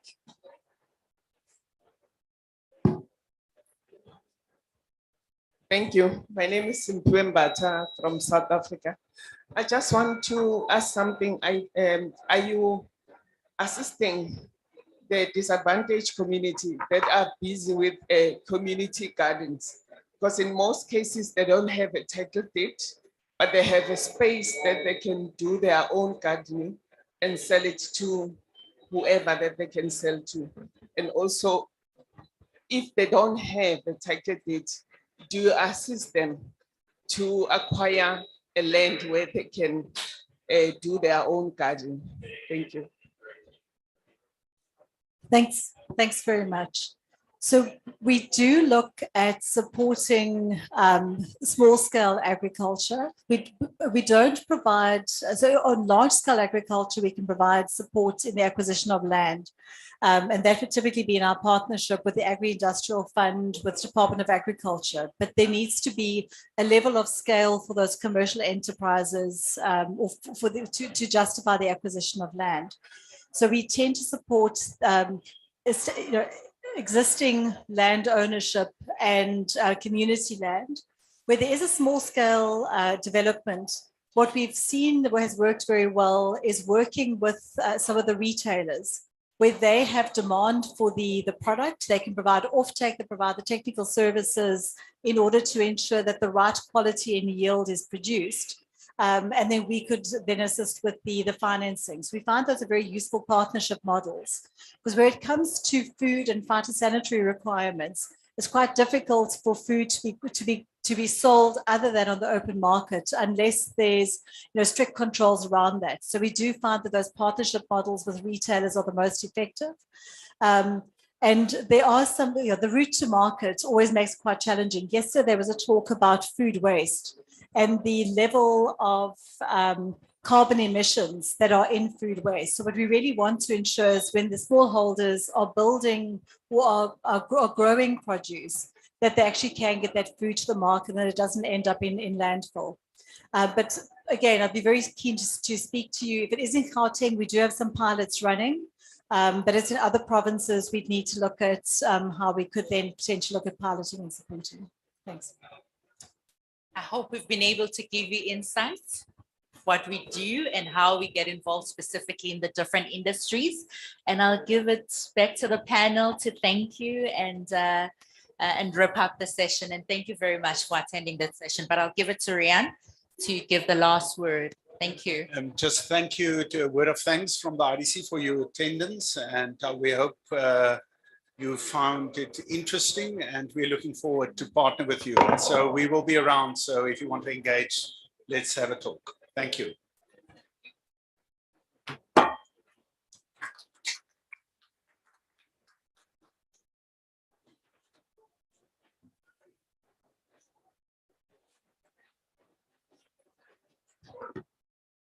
We've got a few drinks if you'd like something to drink.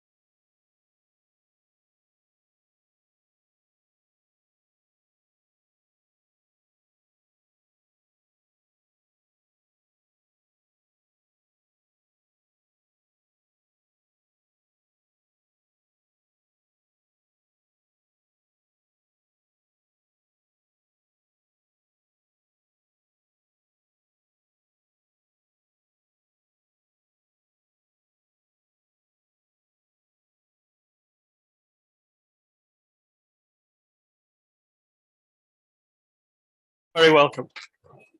So in simple terms, our new ministry needs to oversee the construction of another 50 gigawatts of power plant by 2032 in 10 years, effectively rebuilding the country's current generation capacity to replace coal plant coming to the end of its life and to build new capacity to support the country's economic growth.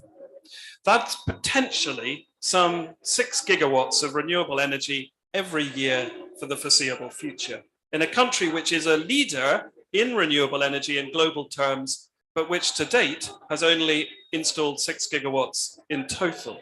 So how are we going to do it? How do we enable this scaling? Do we need new offtake platforms to take the pressure off REAP? How does an independent transmission and system operator enable this? What needs to be done to expand the grid to make it more resilient for renewables? And where are the sources of funds to make this investment happen, both in South Africa and with our global partners? Well, I'm delighted that joining me in this first working group meeting, I'm joined by 4 experts who are going to help answer these questions and help switch us into delivery mode. I'm going to ask each of them to introduce themselves in turn when they speak, and I know that they are all well known to you. But I'm going to ask them also to couple that introduction with an elaboration on how their institution is going to participate in the delivery of this transition. And while I ask each panelist a question in turn, I'm happy to encourage a conversation between all of us. This, after all, is an inclusive meeting of the delivery group. So please do cut in, and that applies to the panel as well if you'd like to ask a question, and I hope we have time for questions at the end. So first off, we need to take a step back and assess the scale of the challenge and of the opportunity. And earlier this year, the NBI produced their roadmap to a just energy transition entitled "It All Hinges on Renewables." So it's my pleasure to ask Representative Molotsani to paint that picture of what is needed, by when, and what's driving this. Representative. Thank you very much for the opportunity. It's a great pleasure to be part of this conversation, a really important one.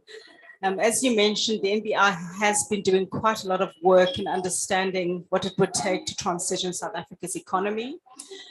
We are seeking to achieve a net zero economy by 2050, and that's going to take so much action across all sectors, and we need leadership from the business community in particular, in addition to working with other key stakeholders. So as part of this work, I think we started with looking at the power sector, understanding that most of our emissions are coming from there. But I think even taking a step back, an appreciation that the framing context linked to climate change is about defining the new competitive economies of the future. It's about really giving South Africa the platform to address many of the key societal challenges we face. So it's a critical part of not just responding perhaps to the immediate crises around energy that we're facing, but it's a key economic and societal imperative to transform our economy. And having looked at the power sector as our main source of emissions, the renewables opportunity presented itself as clearly the biggest opportunity that we have.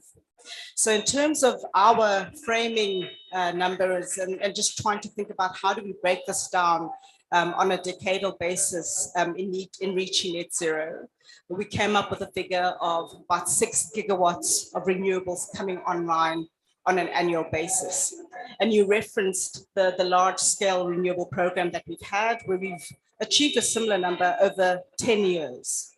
So essentially, we have to take what we've learned over that 10-year period and condense it into the systems and platforms that will allow us to deliver 6 gigawatts at a minimum of renewable energy year on year for the next few decades in order for us to reach that net zero target and realize the opportunities that are sitting in transforming our economy, but also I think bring that really important element of energy security and underpinning economic competitiveness. So I'd like you to keep in your minds this number of 6 gigawatts that we've managed over 10 years, and we need to compress all of that into a 1-year period. And I think this is such a timely conversation, looking at How do we build on the experience and expertise that we've gained over that 10-year period, but also how do we innovate on mechanisms and platforms that bring in a wider range of stakeholders and allow us more collectively to be able to reach what is an enormous target and a huge transformation of our energy system and I think of our economic system as well. Retta Metsi, thank you very much. And if I just pick you up on that really powerful point about taking what we have learned over the last 10 years. If you had to pick your three top points of learning over that period, what would they be? So I think that's it's quite a timely kind of intervention that we've just had, the Just Energy Transition Investment Plan being handed over and really presented to the world.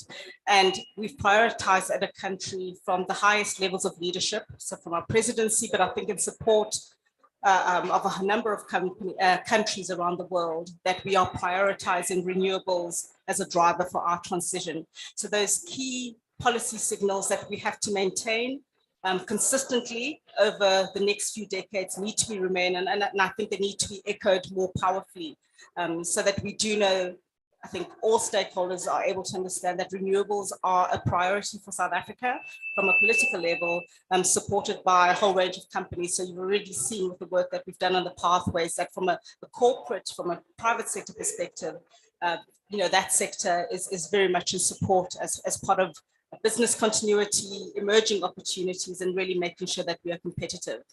And perhaps the last point, so that was number 1 and 2, is around these platforms that we've understood around the contracting, around the management of large-scale programs. How do we take some of that and embed it in perhaps more localized levels of action so that you're able to get a greater diversity of platforms? And I think to a large extent that also helps to de-risk the market, because there are many platforms upon which renewables can be made available to a large range of off-takers. Thank you very much for that. And you've cued me nicely to move down the line to Joanne when you mentioned JET-P. But before we go any further, Joanne, we need to congratulate you, do we not? We have on our working group for the delivery, the Ministry of Spanners, the winner of the WWF Living Planet Awards. Congratulations. Joanne, I know everybody here knows you, you're among friends, but on the basis we have a global audience who've beamed in to watch our discussion, perhaps you can introduce yourself as well, and as you answer the question, how you think that JET-P can be catalytic to the transition and transformation that Retta Metsi has outlined. Thank you, Adam, and afternoon, everybody. Yeah, I'm Joanne Yarwich. I am, for a short while, the CEO of the NBI. I'm also a commissioner on the Presidential Climate Commission. And for the last 6 or 8 months, I've been very kindly given time by the NBI to do work on the JET-P Secretariat that produced the investment plan. Okay, so how can the investment plan catalyze what is needed? So maybe in a couple of ways. The investment plan looks at, in relation to the overall climate set of issues, looks at a limited slice. It looks at electricity, which is obviously critical and pivotal. It looks at the electric vehicle sector, and it looks at green hydrogen. And what it does is really to only look at the period from 23 to 27, 2023 to 2027. So a 5-year period that links to the political declaration that was made in Glasgow, at the COP in Glasgow last year, that essentially was an offer to South Africa to provide around $8.5 billion from the UK, the EU, the US, France, and Germany, in order to support South Africa getting further down, increasing, because South Africa increased its ambition in its NDC, it was also really looking at how one supports that intention to achieve greater levels of ambition. So I think that there are a couple of things. I think the first thing that we identified is that in this period, we've got to do significant work on the grid. And I think my colleague might talk a little bit about it. I mean, it is particularly in the Northern and the Eastern Cape, where our best renewable energy resource is, and where we don't have grid capacity on the one hand. We need to get that going. And when you talk about spanners, I mean, historically, it has been a very slow process to increase the grid. But, you know, I had an experience a number of years ago when I was working for the Gauteng Department of Environment, and we ran the process around the Gautrain, including the public participation around the Gautrain and the EIA around the Gautrain. And what always sticks in my mind is 2.5 years, we liberated all that land that the Gautrain utilizes through a very, very concerted process of putting together a team of lawyers and surveyors and negotiators.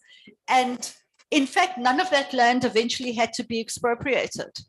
So, you know, kind of, I mean, I've been thinking one of the things that I've been puzzling my head about is, could we take that Gautrain experience, which was really like a shock team, said, if we don't get this done fast, we're not going to get the train built.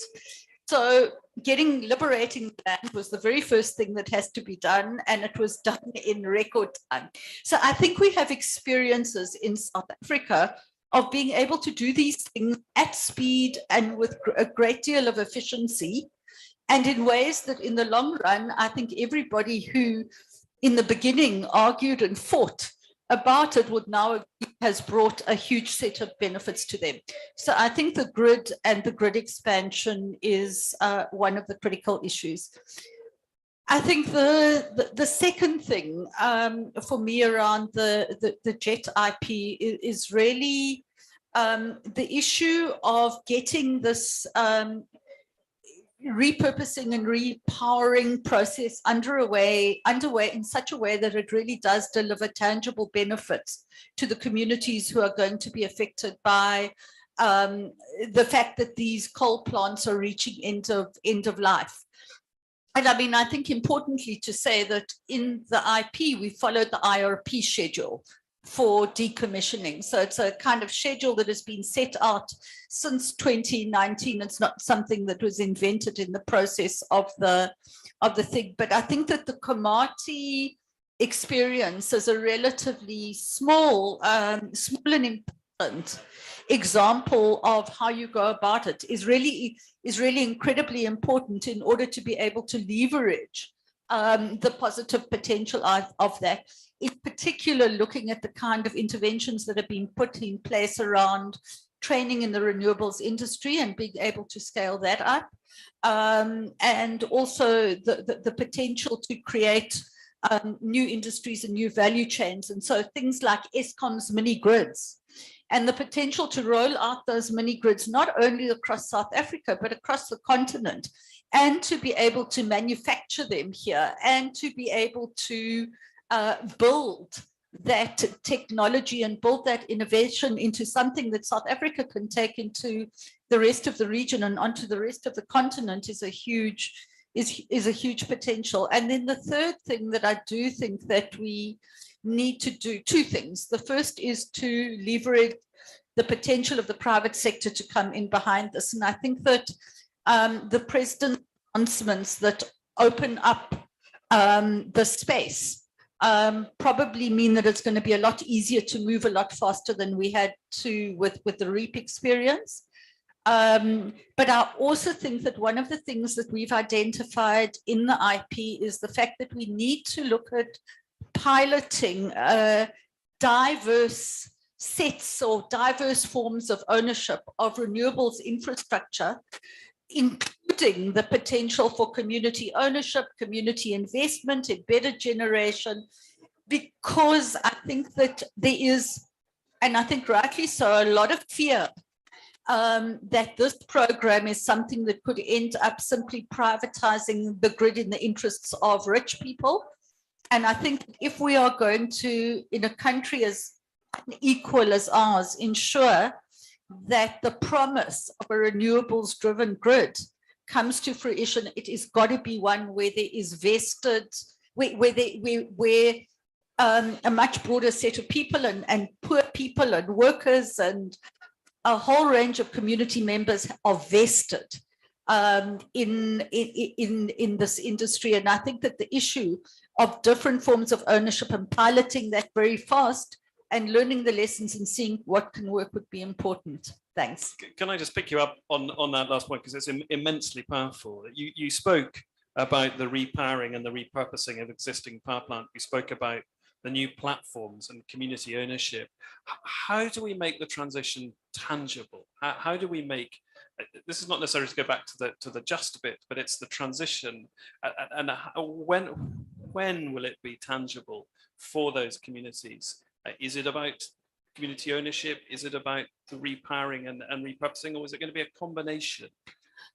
I think it is a combination. I think very important is going to be to get a proper program, two things, a proper program together around the skills issues in relation to new industries. And I think that it is going to be really important that we find the investors who are going to come in and build the plant that is going to be necessary for us to localize the elements of that value chain that we can localize. I think we have to do those two things at speed. I mean, top of mind for people is jobs and income. And if we can't provide that through this transition, the transition won't actually happen. So I think that getting that right is absolutely a critical element. Yeah, thanks. Joanne, thank you so much. And Vikesh, if I could bring you into the conversation at this point. Welcome to Vikesh Rapu of Eskom. You're very welcome to the working group. As you introduce yourself in reply to my question, I wonder if you could address the point actually that Joanne's just made about that transition and making things tangible. What are Eskom's plans to enable the transition? Thank you, Adam, and good afternoon to all. I'm Vikesh Rajpal from Eskom Renewables Business Unit.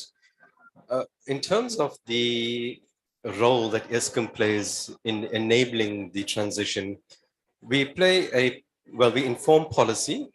We played a key role in informing policy from a small scale embedded generation perspective in terms of lifting the cap, in terms of other mechanisms. We participate in NAT joints and the National Energy Crisis Committee as well in terms of trying to address the capacity concerns. But going back directly to the question in terms of enabling the large scale rollout of renewables, we have the transmission development plan that was released about 2 weeks ago. In the modeling for that, we anticipate something like 53 gigawatts coming online by 2032, which is the next 10 years. The vast majority of that is renewables. It looks at expanding the backbone or strengthening the backbone and expanding the grid with over 8,000 kilometers of lines and 170 new transformers in that period. It is key in enabling the large-scale rollout of renewables. But important, or equally important, is that there are constraints in terms of servitude acquisition, as Joanne has referred to, and there are constraints in terms of the processes that will get us to actually delivering on that plan. There are funding constraints as well. So the large or the bulk of the funding that we have in terms of the requirements is already pledged to allow us to build those lines, right? And the transformers. The challenge remains in terms of servitude acquisition, the designs and the process around implementing that plan. We acknowledge that it does hinder the large scale rollout by only implementing this plan by 2027 or 2028. And in that regard, Eskom has on the one hand, we acknowledge that we have large evacuation potential in Mpumalanga currently, right? We have a number of power stations that will be shutting down in the next 10 years.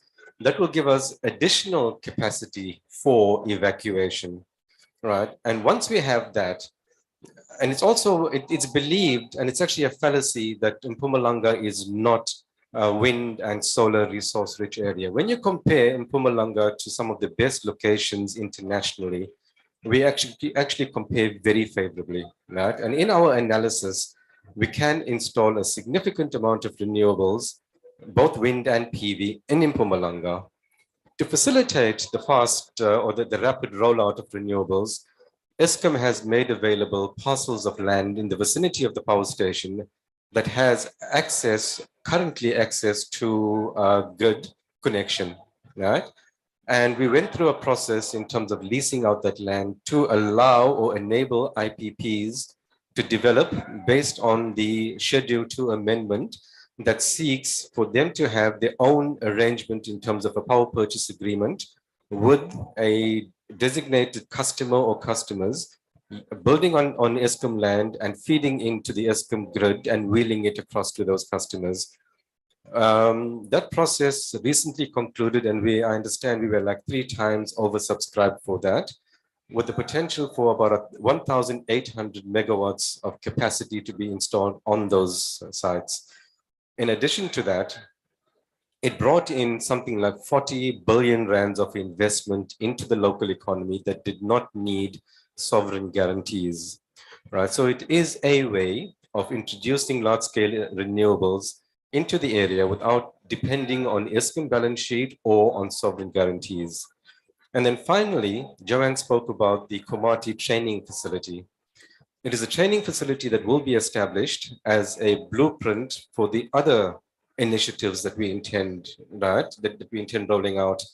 As an example, we are currently rolling out or starting the development of a Croatflay training facility. Croatflay is the next large coal power station that will be shut down. And we're looking at taking the learnings from Komati and adapting them at Croatflay to have a similar training facility and perhaps looking at different technologies so that we not just train in terms of retraining Eskom employees, but we also offer that community service as well. And then a final point from my side, in terms of the value of the repurposing and repowering initiative, is that we often speak about the containerized microgrids at Komati. We speak about the training facility, but over and above that, we are also currently constructing an agrivoltaics test facility at Komati Power Station. Now, agrivoltaics allows us to balance the nexus between the water, energy, and food to achieve that nexus, right? We will be competing in Mpumalanga for prime agricultural land. And the facility that we have at Komati will inform us in terms of crops that we can build in the area, in terms of yield, types of crop, growth rates, water utilization, because water is key constraint as well, especially with climate change, right? And how do we roll that out in other areas so that as we expand in Mpumalanga, we are not taking away from valuable agricultural land. Thank you. Vikas, thank you very much indeed. You've all spoken in turn about the growth of new offtake platforms, how you see the market for electricity growing actually in relation to agrivoltaics, not just electricity, agriculture as well. I've come to this panel from the launch of the Asia Clean Energy Coalition, a group of large commercial off-takers pushing for regulatory reform in APAC, a country with huge pent-up demand and yet very sticky regulations. South Africa is by some measure ahead and has a competitive advantage to attract investment into the country who want to be supplied with renewable energy. How is Eskom addressing that potential demand? I know there's been regulatory reform domestically in the last year, but how are you addressing the potential for corporate offtake to help power another platform in South Africa? We've revised, or we're currently in the process of revising the tariff structure around wheeling. And wheeling will be key in terms of allowing or facilitating the sale of energy from corporates or between corporates as well. So in terms of that wheeling structure that we will have, it will enable exactly that in terms of that Schedule 2 of the ERA, the amendment, where corporates can build their own renewable plants in one area of the country and wheel it across the country. And Eskom plans or intends to facilitate that and allow, and we actually have currently, it's called a virtual wheeling agreement with Vodacom that's already in place, and it serves as a pilot in terms of how it could be facilitated in terms of them, Vodacom generating on their side, feeding via the Eskom grid to other customers as well. Thank you. Vikesh, thank you very much indeed. The other most important element of JET-P is obviously finance and crowding in finance for the delivery of the transition. And I'm delighted to be able to introduce our fourth speaker, Wendy Hughes, the World Bank Infrastructure Lead for South and East Africa. Wendy, you're very welcome. And again, in answer to your first question, if you would introduce yourself and tell us a bit about your role. I mean, clearly South Africa is not a new market for renewables. We've heard that at length. But JET-P puts a completely different scale on the need for investment. What do you need to see for South Africa to scale up that ambition? Thanks, I should say, thanks very much for giving me this opportunity. It's really very exciting to be able to join this panel. My name is Wendy Hughes. I'm the Regional Director for Infrastructure for South and East Africa at the World Bank. I have in the past worked in the energy sector, including in South Africa, so I have some background knowledge on this, but more recently, the World Bank, as I hope people are aware, has been working very closely with Eskom and the government and is providing a lot of financing toward the decommissioning and repurposing of Komati and the social aspects that are being piloted, but absolutely essential, I think, for not only for Komati to work well, but for the broader energy transition to take place. So I think we've had a great experience. I think our, working with the government and working with Eskom has been enlightening for us. And in terms of, what we're looking at to go forward, we are discussing, and I hope we will be able to continue to support the next 3 power plant decommissioning and repurposing and the social aspects that need to go along to make sure that that is a just process. So we are already invested in the power sector in South Africa and certainly hoping and looking forward to continuing to support. One of the things, what we would bring perhaps to the table in terms of the scale up of renewables, maybe take a little bit of a step back. I think what is clear, I think, from South Africa's own IRP, and it's also the same findings that we came out with when we produced together with the government, we produced the Country Climate and Development Report, the CCDR, which was launched recently, is that, the reason for doing renewables is not for renewables' sake, but because renewables is, in fact, the best option now, the cheapest, the quickest to deploy, the least exposed to fluctuations in fossil fuel prices. So there are many reasons why renewables make sense for South Africa. And on top of that, South Africa happens to have some of the best renewable resource in the world. So, I think that's good to keep in mind because it's not pushing against the current. It's trying to join the current and help to move faster. And of course, with the REIPP program, I think, South Africa has for a decade been a leader in how to do this properly. And I think some of the lessons that have come from that we've seen from our side is it really demonstrated the value of an organized process and a competitive process to show how the prices can come down. I think that was critical, and it was a lesson that many other countries have taken on board. I think it also demonstrated that there's plenty of interest domestically and from the international sources to finance renewable energy in South Africa. So these were really critical. I think but it's also the case that with the scale up that needs to happen, it is probably going to be necessary to look beyond the REIPP program, which has some limitations. I think one of the sort of, I would say, limitations, perhaps constraints, is that there's a single off-taker that and the current design requires a sovereign backing. So this necessarily is some limitation. And I think, as my colleague from Eskom was talking about, there are certainly opportunities to be able to bring in private sector without those constraints, and those kind of things need to be scaled up.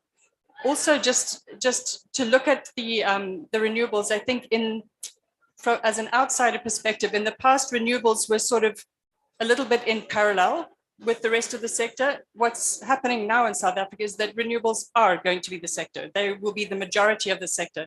So it is not possible, I think, to think about renewables without thinking about what's happening in the rest of the sector. And I think there, if you were to ask, from the perspective of the World Bank, what we would see is, very important in terms of scaling up the renewables, it's the whole of the sector that needs to move forward. The bankability of the sector is what is going to allow the foreign capital and the domestic capital that actually really wants to deploy in South Africa to be able to do it. There are some very promising things that have happened already. I mean, I think the Eskom land lease program is a fantastic example of that. Lifting the cap on embedded generation, I think, also is something which has really made things more viable. But I think going forward, there will be other areas that will probably be important. One area which hasn't been talked about today, but I think is on the minds of many, is rooftop solar. In other countries, this is something which has been able to be scaled up quite quickly because you don't need to sort out some of the land issues. And there are other efficiencies there, but it does require a policy environment, a regulatory environment, a tariff arrangement usually through some sort of net tariff or net metering to make it viable. So I think this is maybe one area which is a little bit in the low-hanging fruit that could help to scale up. Moving beyond that, I think making it easier for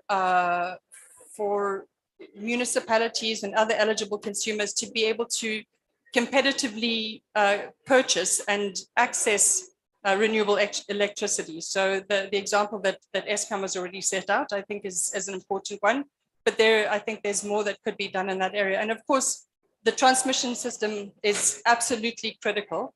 I think in the short term, there's a lot of potential using the existing transmission, and I think this was also discussed. But building that out, of course, there's also the need for a stable grid and a quality supply. So the importance of scaling up some sort of storage, whether it's pumped hydro, whether it's battery storage, whether it's natural gas at some level. Certainly regional interconnection is going to be very important. I think these all are in the mix. But maybe I'll just say one more thing and then I'll pass back. I think the reform that is happening in the broader sector is going to be critical, because as more players come into the market, it will be important to have, you can call it a platform or a system that allows this multiple buyer and seller. And in a lot of countries, there's been a step to move to a wholesale market, which has an independent system operator, independent market operator quite often. So the step toward separating out and unbundling the transmission company, and then, to really convince investors to come in at the scale that's needed. I think setting out a clear medium-term plan on how that's all going to work is one of the signals that would really help. So I've probably talked more than necessary. No, not at all, because I'm going to come straight back to you, actually, because that's so important, that whole sector approach. And I'm going to put you on the spot and ask what solutions you think the World Bank can bring to address some of the issues that you've just touched on over the last couple of minutes. If we look to grow the sector, to grow those opportunities, and to crowd in the finance that's needed to deliver on them. I'm not trying to dodge the question, but in a sense, I think that the World Bank will play a fairly minor role. I honestly see that as the sector reforms and liberalizes as the sector becomes financially viable, that is what will attract the private sector, and that will bring it in. Where the World Bank can help, we are already engaged on some aspects of technical assistance with different entities in the government and with ESCOM to look at options, that have worked elsewhere to kind of feed into the thinking. But I mean, we're well aware that the government is already in advanced stages of updating the Electricity Regulatory Act. I think this will set the foundation. So we have, the ability to pull on international experience, and we have been, and we would be very happy to continue to bring that to the table. Of course, it will need to be customized to South Africa's situation, which is unique. And that is a global lesson that you can't just transfer from one place to another without really looking at what it means in that context. In terms of financing, as I mentioned at the beginning, we are discussing, and I hope we will be able to continue to support the process on the decommissioning of the next 3 power plants, including the support on the social aspects. The expectation, I think, all round, including from ESCOM, is that the repurposing part, the generation would be coming from private sector. So that is something that we would help where needed to put in place the enabling environment, or to provide support for the enabling environment. But I think the financing would come from elsewhere. There's, of course, the private sector branch of the World Bank Group, which is the IFC, and I think they are already very involved in the renewable energy industry in South Africa, as is MEGA, our guarantee branch, and they would also be important there. So I'm not sure that from the World Bank side, which is the public sector side, that we would have a lot of direct financing for the renewables. But I think in terms of looking at the enabling environment, the decommissioning and the social aspects, possibly on the transmission if that would be needed, and also looking at some of the other perhaps more challenging aspects like the storage, pumped hydro, that kind of stuff. I should also say that we have a big engagement with the Southern African Power Pool, and we are in the process of looking at how we can scale up our support for transmission interconnection and the regulatory side on the wheeling arrangements and things like that. So that aspect also, I think, is going to be a very critical role. And the last thing I want to say is that in the past on the Southern African Power Pool, there has been, I think, often this feeling of that there are buyers and there are sellers. What we're seeing now is that everybody is a buyer and seller depending on the day, the season, the year, whether you just had a shock or a drought. So the whole thing coming together, I think the mix of resources is very powerful. Thank you so much. So this is the first meeting of the Ministry of Spanners Working Group. We're among friends. Everything that said in this room stays in this room. We've described the size of the prize. We've described the direction of travel. We've described what needs to be done. How do we ensure that that investment comes into the South Africa supply chain, encourages local industrialization, and adds value to the transition that we have described? That's a question for all of you. You can pass the microphone like a relay back up the ranks. Just very briefly, the argument has always been that there isn't certainty in the market in terms of generating capacity. It's been throughout the start of the IRP in terms of the intermittent nature, in terms of when the bid windows came about. Now that we have a transmission development plan that speaks to 53 gigawatts of electricity in the next 10 years, we've heard NBR's numbers in terms of 6 gigawatts per annum. That gives, or that should give, the market enough certainty to establish the local manufacturing capabilities, especially in the Mpumalanga area that already has the labor force that we need to retrain and reskill, right? So the skills are there, the intention is, or the intent is there as well. It is just a matter of private sector establishing those local facilities.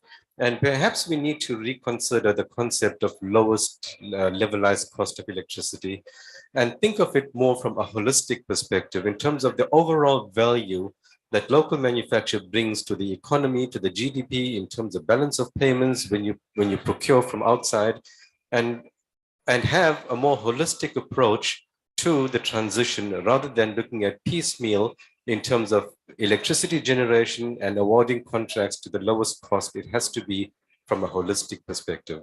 Thanks. And Joanne, I'm just going to leap in to give you a moment more to think about your answer, but that's so important because if you look at the global renewable energy industry over the last 10 years, our success has been in the rapid decrease in the cost, both of wind and solar. But we have let slip the wider benefits, the benefits to the system, the additional value that comes. And I think, again, just as South Africa was a leader through REAP, it has, and I'm saying this as looking at a global perspective, it has an opportunity now to lead the next phase, which is to procure not on cost, but to procure on value. And I think that's so important, and I think will be an integral part of the transition. But Joanne, I hope that's given you an extra minute just to think about your answer. There has been this process over the last couple of years of trying to develop a South African renewable energy master plan.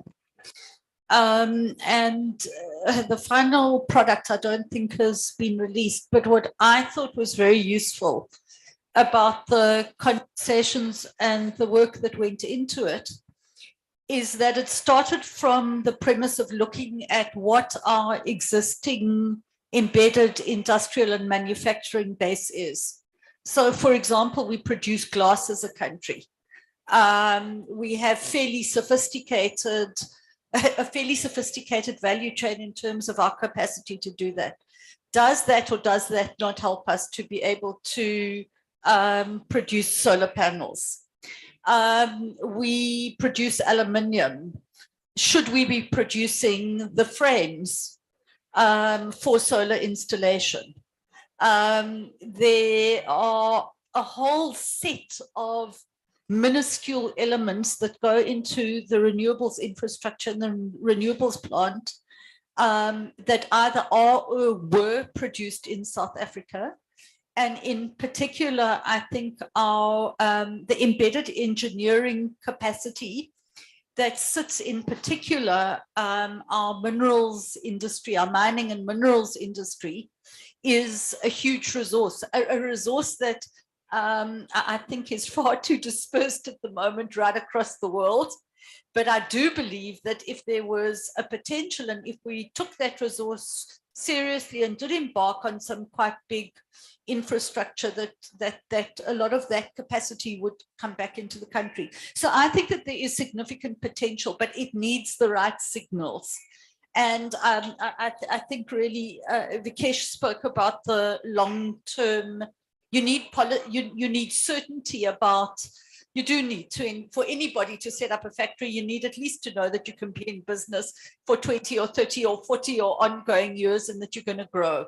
So sending out the signals, I think, is a critical issue. I think you definitely need industrial policy support from government. We may well need the right incentives to be put in place. I don't believe that we're going to manufacture the whole of the value chain from A to Z, but I think that there's been sufficient work done through that master plan process to be able to identify the asset base and the set of resources that we have. That means that we can selectively say, here is where we have a competitive advantage and let's actually get that going. So I think it is essential. I mean, we are a country that has been de-industrializing. And I think we need to set our focus and our minds towards reindustrialize. Thanks. Joanne, thank you so much. And Retimensi, if I can grab the microphone, if I can come to you, just you sparked that bit of the conversation when you talked about the new platforms and you talked about the opportunities in green hydrogen and electric vehicles and everything that will come as a consequence of the plan. What does success look like for South Africa in one of those new economic sectors? I think in some ways that's quite an easy question, simply because we've done so much work, and I would encourage everybody in the room to just take a look at some of the infographics that we've shared that really detail what we think our journey as a country should be, where those opportunities are sitting and what we need to be prioritizing. So I think obviously the renewable energy we've said it all hinges on renewables simply because it's such a key part of the economy, but it also underpins our ability to respond to emerging opportunities like the green hydrogen, but also to be able to decarbonize very hard to abate sectors going forward. And those same sectors will also kind of contribute to our ability to transition. So there's such an important component of our transitioning that's embedded in this renewable space, and that's detailed on our wall that I would encourage everybody to kind of visit, that really making sure that we're able to unlock some of those platforms and that greater participation, some of the work that we're doing at the NBI on really getting corporates to some degree up to speed on this very, very fast emerging landscape, but also being able to anchor a degree of demand. And I think also it was mentioned, Wendy mentioned, at a more localized level. So it's us then getting more actors being able to realize whatever levers they have in scaling up this renewables procurement opportunity to actually activate them. So those are some of the very small initiatives that we are hoping will inspire greater change. And I think in response to some of the comments that were made earlier around, how do we make sure that South Africa as a country is also able to localize and benefit from industrialization. Maybe just to mention a little bit of the work that we're doing in the Western Cape in particular around building skills, specifically for PV, but also linking to some of the economic zones, using that as an anchor to bring in marginalized economies from townships in this green economy, but also using that as a skills base where the youth can actually kind of train and have some experience within relevant kind of green sectors going forward. So these are all key elements of making sure that we build the skills along that whole value chain that allow us to be able to localize and compete with other economies with the skills and the prices, but also a broader sweep of those just transition elements that we need to keep in mind and to address explicitly going forward. Rita Metsi, thank you so much. Now, I think we've got about 5 minutes to extend this very important committee meeting out onto the floor. So if you have a question, we have a roving mic. It's working its way up to you. If you just say who you are, where you're from, and if the question's directed at any of the committee. Thanks very much. It's a super interesting conversation. My name is Nicole Martins from Old Mutual Investment Group. I had a question for any of the panelists, but particularly from an Eskom and a World Bank perspective on what you think the role might be of carbon trading on the acceleration of the renewables markets, like how those might interplay. And I'll start at the end and work up, but bear in mind we have 5 minutes. So I think it's a great question. I think there's an opportunity there.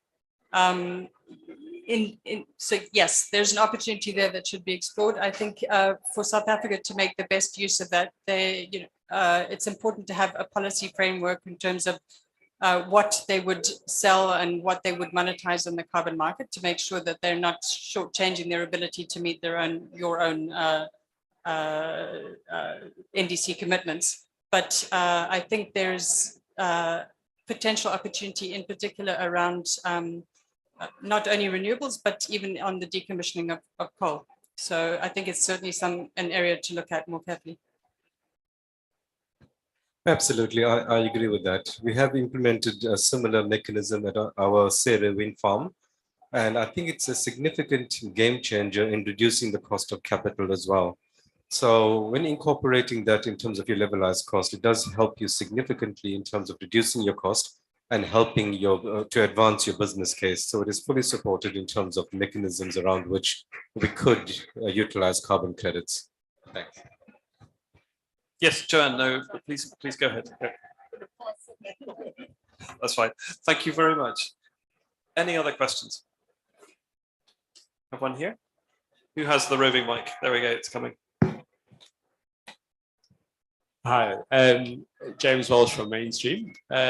Joanne, could you unpack a little bit for us where that money from Jet RP is going to from a transmission? Have you allocated specific categories? I haven't delved into that 210 pages, Just some broad categories specifically around unlocking the grid. Okay, so so part of the, I mean, you will have seen the Treasury has now signed off on on a number of the policy loans that are part of this allocation that have gone into the fiscus and then will be used by Treasury in relation to JT investments and allocations. But there are also some of the finance, in particular from the AFD, KFW, the EIB is also earmarked, I think, to go into the electricity sector. And I mean, those negotiations are still ongoing between Treasury and Eskom. And then the $500 million, which is expected or intended to be leveraged up to $2.5 billion, really from the climate investment funds, is allocated towards the repurposing and repowering. So I think that 70% of this finance is intended for the electricity sector and for Eskom. The US money is very much supporting private sector investment in the renewables value chain. So, and then the UK is a guarantee, but there's also from their, I suppose, industrial development, BII, they're also looking at various forms of investment in the repurposing and repowering. So I think that the structuring of all of this is complex and involves Eskom and the sovereign together with the financiers. But I think that is fundamentally where the source of that is. And I think there is a recognition on the part of the IPG that investment in transmission is going to unlock a huge amount of capacity. Joanne, thank you very much. So we're coming to the end of this really, really interesting panel and to the end of our first committee meeting. So I'm going to go off and write the minutes like a good board secretary. But I wonder if I could ask you each the same question, just by way of AOB, as it were. We've heard so much about the potential. We've heard so much about the direction of travel. We've heard so much about the challenge. I mean, Joanne, your point about the building of the How train, and then Vikesh following with, we've got to build 8,000 kilometers of new grid. That's a lot of How trains worth of task teams. So where do we go first? What do we do first? What is each of you?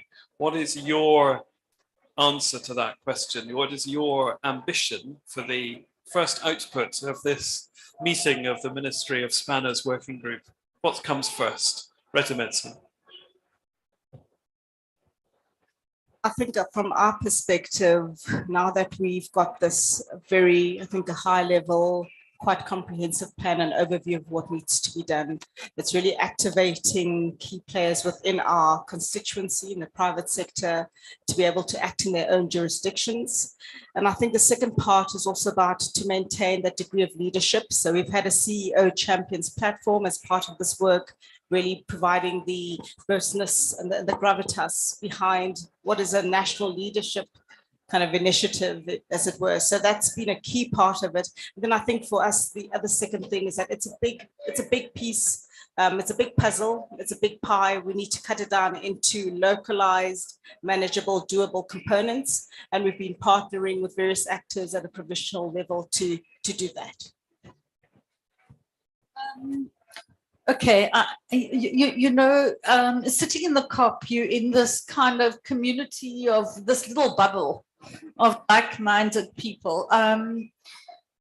There are significant detractors in South Africa and elsewhere in relation to this endeavor. And I think that unless the social, what we call the social issues, it's what happens to people. Unless we get our act together on that and can show some tangible benefit and that people have a future in a different kind of power system, or at least a different element of a diverse power system, I think all of this is going to fall apart. So for me, the just transition issues are absolutely core and central, and moving on them with the same speed that we move in relation to the development of the infrastructure, or the way that that interfaces with the development of infrastructure, is absolutely central and has to be done with speed. Thank you. We just do it. We stop planning, we stop talking, and we just implement. That was a shorter way of saying what I was going to say, which is that the things that are in the pipeline need to just happen. So the REIP, the REIPP bids that are under implementation, they need to get off the ground. The ESCOM land lease program needs to get off the ground to deliver and show that it's happening. I think capturing the low-hanging fruit, and is the one I would put in there is the rooftop solar. I think that's a quick win that could really get things moving. And then demonstrating that the government and the sector overall is on the right track. So moving forward with the revision of the Electricity Act, and making sure that the transmission company is not only unbundled, but is licensed and is up and running. I think those would be good things to focus on early on. Wendy, thank you so much. Ladies and gentlemen, I hope that you have enjoyed this session as much as I have enjoyed chairing it. And I would like you now to thank the members of this first meeting of this working group, Wendy, of Vikesh, of Joanne, and Retumedsi. Please give them your thanks. Thank you so much. I think we move seamlessly to our next panel. So stay where you are. I'm going to hand the microphone back. But as we all know about COP, meetings don't exist unless they're captured in photographs. So I'm now going to take the panel off for the obligatory selfie.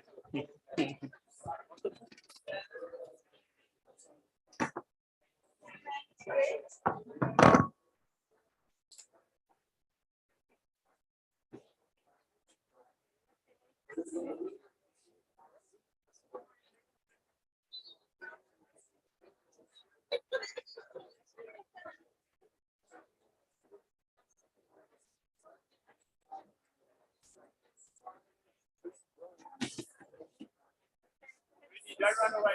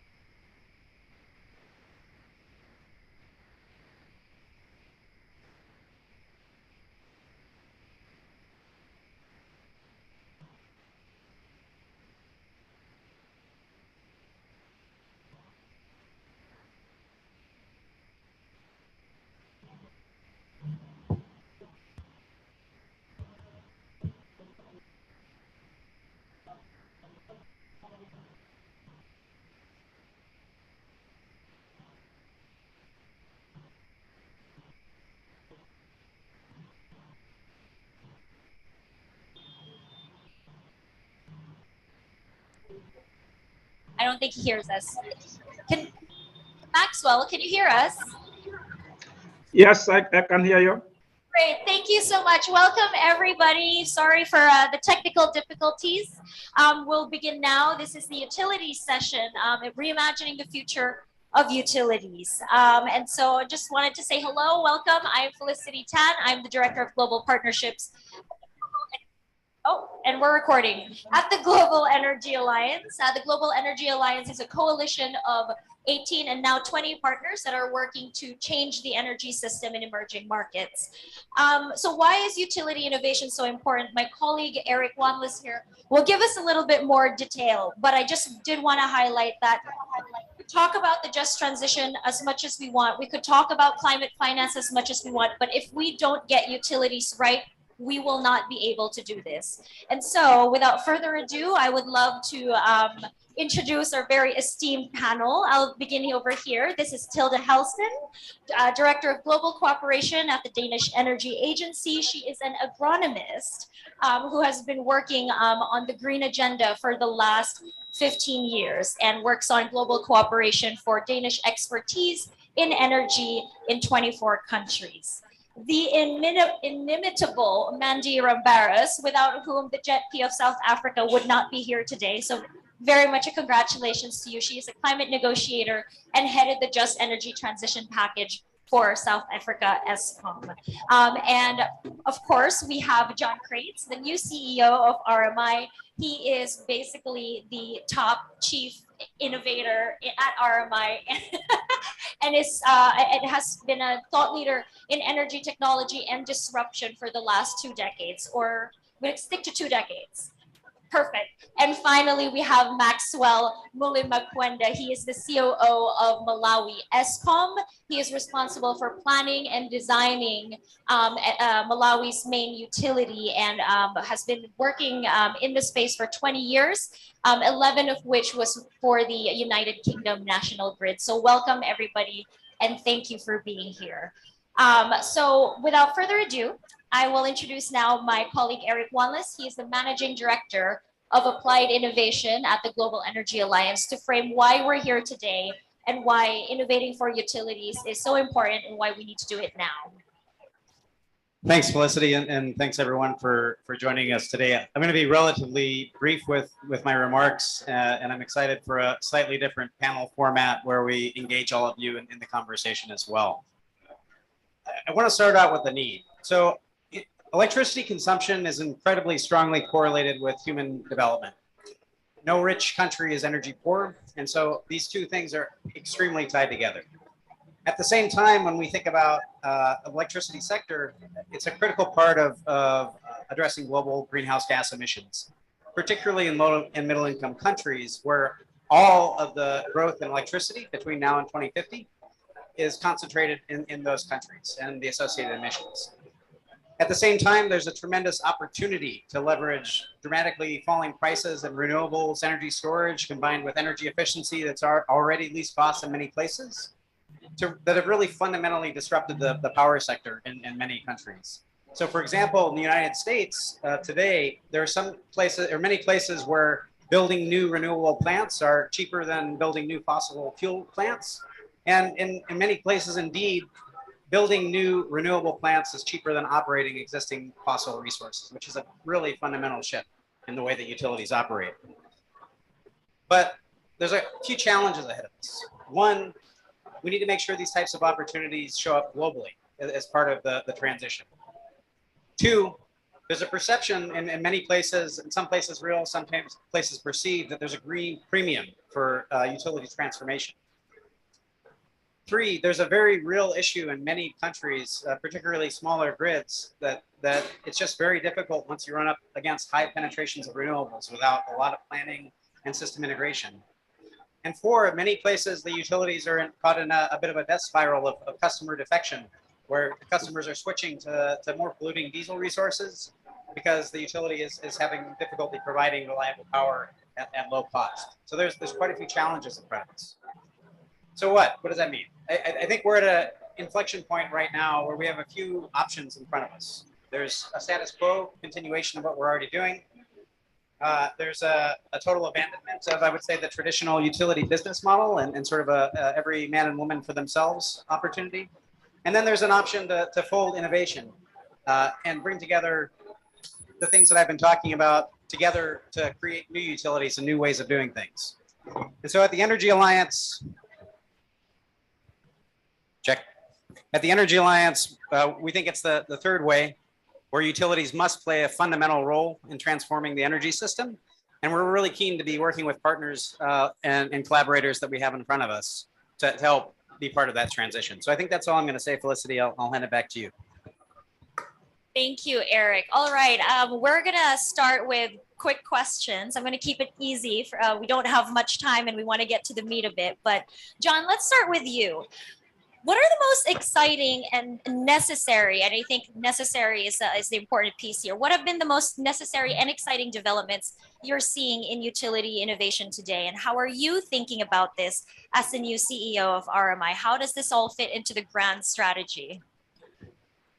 Yeah, so I think what we have to realize right now is that we're fundamentally in a technology disruption, right? We're moving from a situation where when we look at the way that we get energy globally, right, we are shifting where right now renewables are cheaper than fossil fuels in 90% of the world. Now, we have all sorts of structures and ways, reasons that can't be claimed, that benefit can't be claimed by everyone. And part of why we're here is because we've got to create a whole new incentive structure. But I think the exciting thing is that we've got an alternative now that's more resilient, that's more economic, that's more, environmentally preferable in so many dimensions. And we as a group collectively need to lead that innovation. And Eric's made this statement here to kick us off that the utility is going to play a central role in that and has to play a central role. But the challenge is the utility can't do it alone because they're connected in the middle to all of the customers, all of the technology providers, all of the bankers and the different systems that are required there. And so we've got to, as this technology disruption happens, we need to turn the whole system together in order to allow us to reap the benefits, right? That should be there, that will continue to emerge even faster and faster from this technology disruption that we're seeing. Great, thank you so much, John. Mandy, I want to turn that to you then. We're talking about turning around a very, very big ship over here. Lots of big ships across different countries that are really difficult. And you're doing that, or you have spent the last year doing that. Can you tell us the role of utilities in a just transition and what have been the difficulties and the opportunities that others here might start to see how they might turn their ships around? Thanks. And just to say that I'm no longer with ESCOM since the last 10 days ago, but obviously the whole JET program has not changed. So I think in the last, so for those of you who don't know, ESCOM is the utility in South Africa, producing about 95% of the country's electricity, 88% of that from coal. So there was a confluence of a number of factors that led us to where we are. That is an aging coal fleet, an average 43 years old, carbon emissions, biggest emitter in the country. The socioeconomic impacts related to coal plants and coal plant shutdown. And then, there was a number of issues around debt and not meeting environmental compliance issues. And if you look at bringing all of these together, how do you solve for so many different challenges? And when we looked at the Just Energy Transition Plan, so transitioning the utility from shutting down coal to moving towards renewables, it made absolute sense from ticking most of those boxes, if not all of those boxes. And coming back to what John was saying, even if you were environmentally agnostic, renewables make sense because it's the cheapest and the quickest thing you can put on the ground now. And from that perspective, with all of those factors coming together, we couldn't also be we had to be cognizant of the socioeconomic impacts related to coal plant shutdown. So putting together a plan that looked at a transition, phased in transition over time, over a long time of shutting down coal plant and then transitioning to renewables, what really was the bedrock of what became the JET-P. And the value proposition on the table was that ESCOM is 41% of South Africa's emissions, And if you decarbonize the electricity sector, you have a positive knock-on benefit on every other sector in their scope 2 emissions.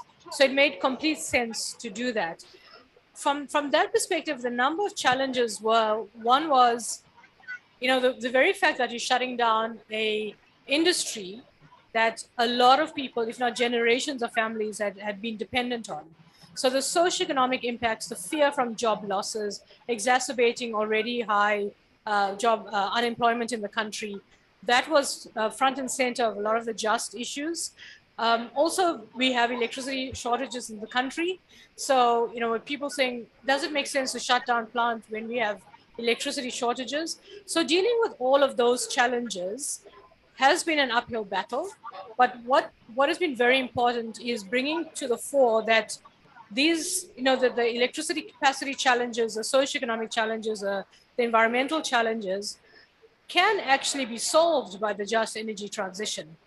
And the biggest challenge with that is changing mindsets in that respect, is getting people to see that we actually are going to be creating more jobs. We actually are going to have a positive impact in terms of investment in the country.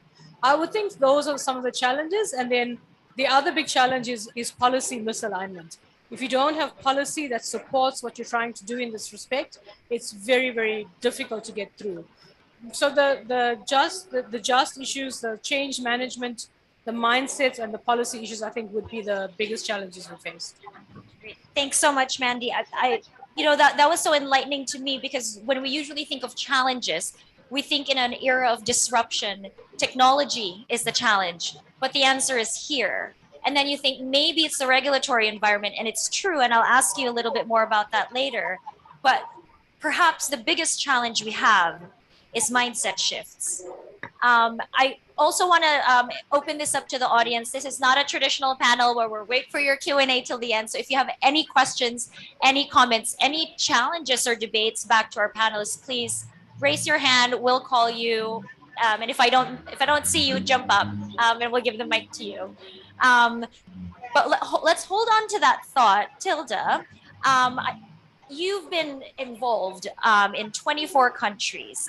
And some of them, I suppose, have been easier to do a transition, as easy as it gets, and some probably harder. Can you comment a little bit on those types of challenges? What have you seen, and where has mindset shift played? And are we putting enough resources towards that? Yes, thank you.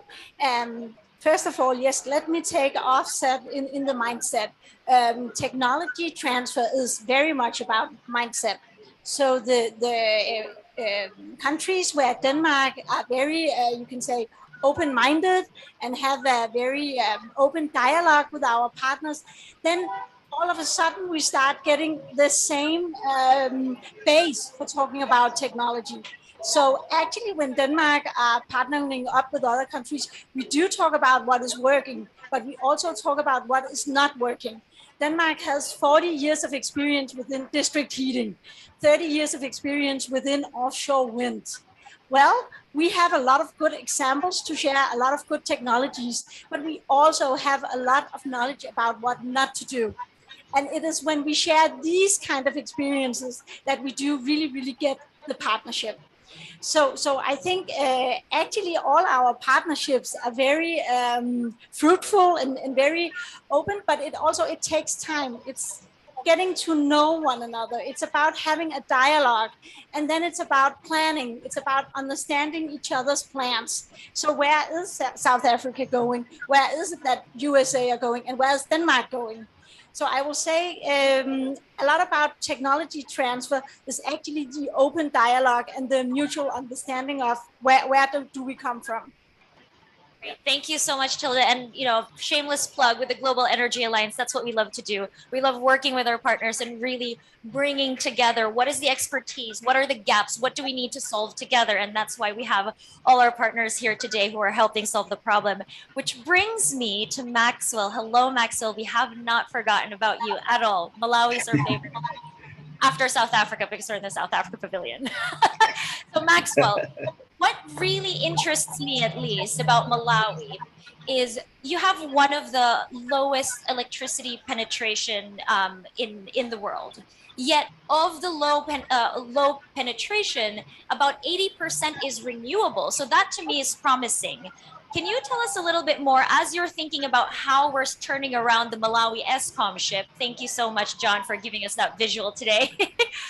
As you think about that, what do you feel you still need in order to expand that access to 100% as quickly as possible and do it in the cleanest way, cleaner and cheapest way possible?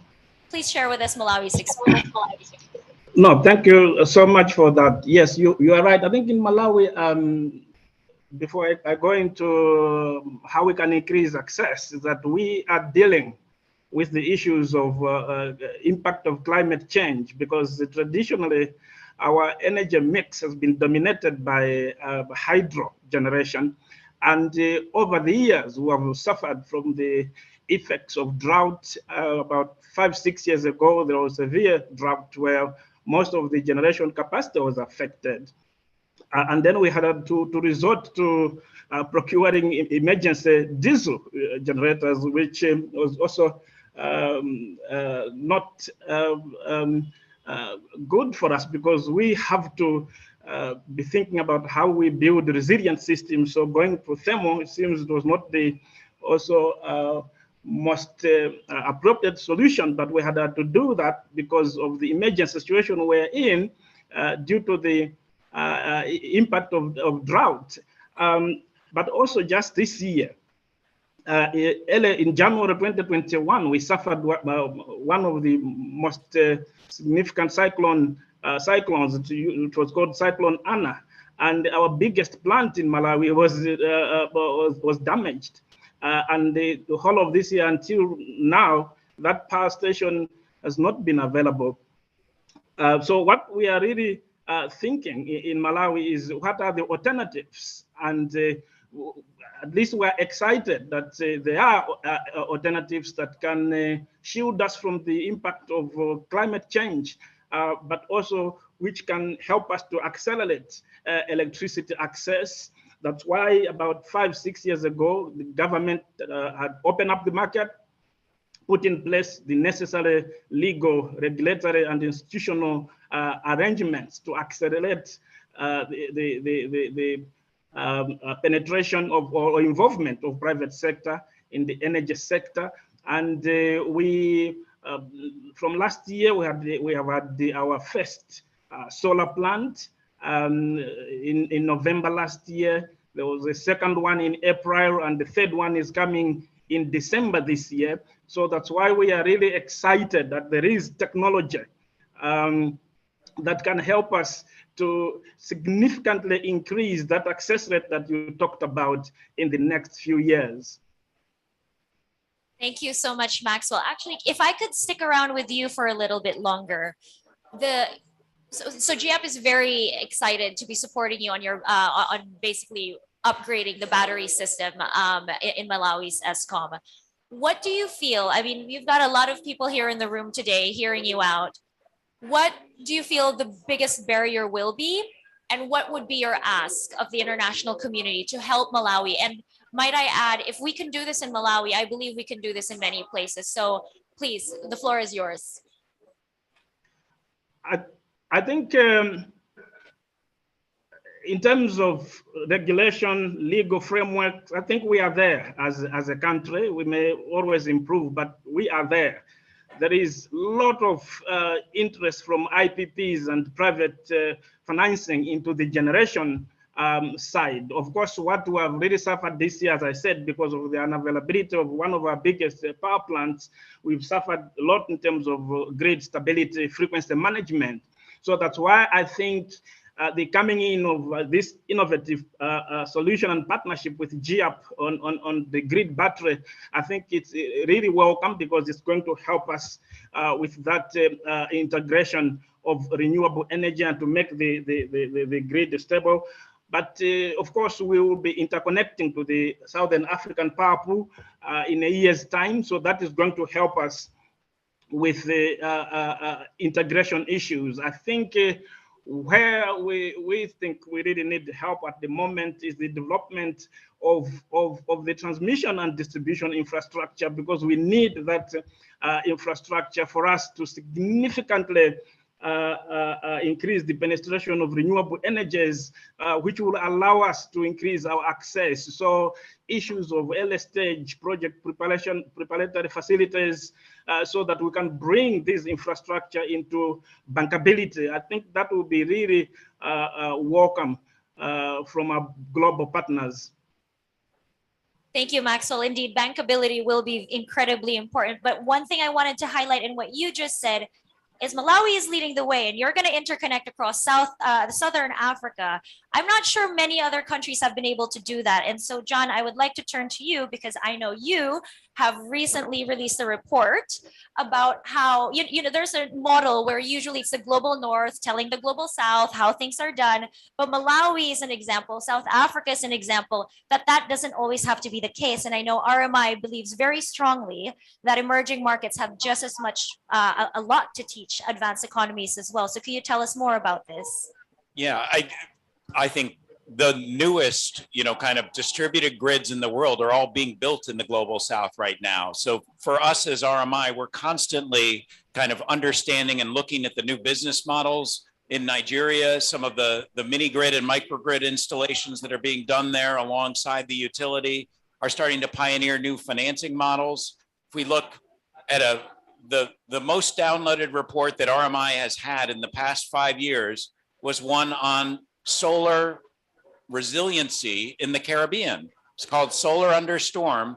And that literally helped us understand, how do you build resilient microgrids that actually survive, significant weather events? And it's propagated outward from there to help everybody in the world understand where and how you build these new types of systems that integrate or are fully renewables developed and capable. So lots of innovation there, especially on the microfinance and the financing side, the integration with utilities, and on understanding how to manage high penetration grids, which is, again, cutting edge and where the global south is really leading right now and helping us at RMI and everyone we work with in the global north understand better, kind of the limits and the possibilities, right?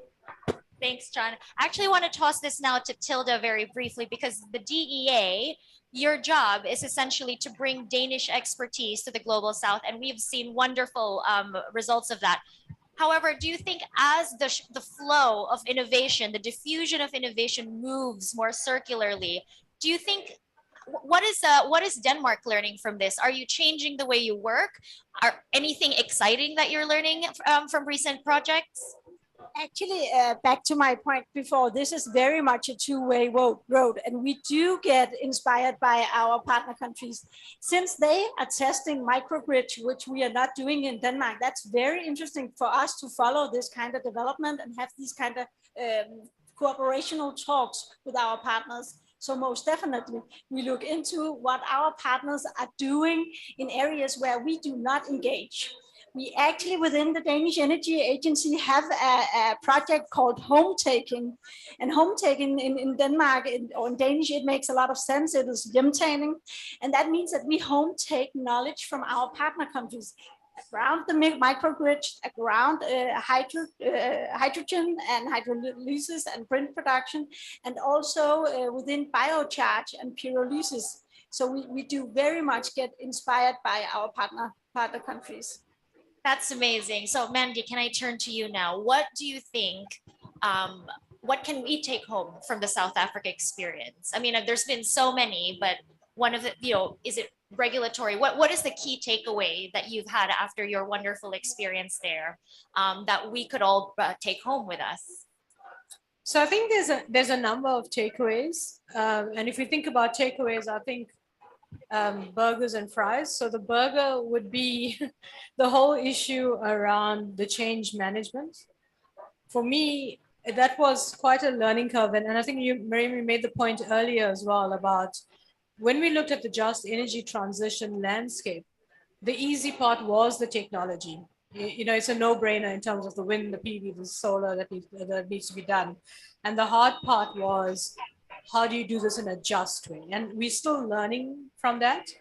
The other thing around the change management and doing the stakeholder consultations and working with labor and working with civil society, the other hard takeaway is that you won't make everybody happy. And you should, that was a hard lesson to accept, that some people will not think that this is an amazing plan and will not accept it.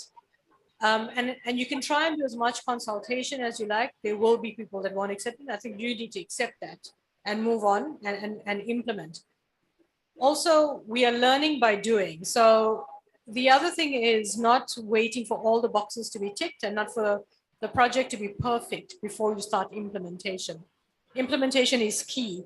When we were shutting down the power plants, one of the criticisms was that you have been talking about repowering and repurposing for years. We would like to see some projects on the ground.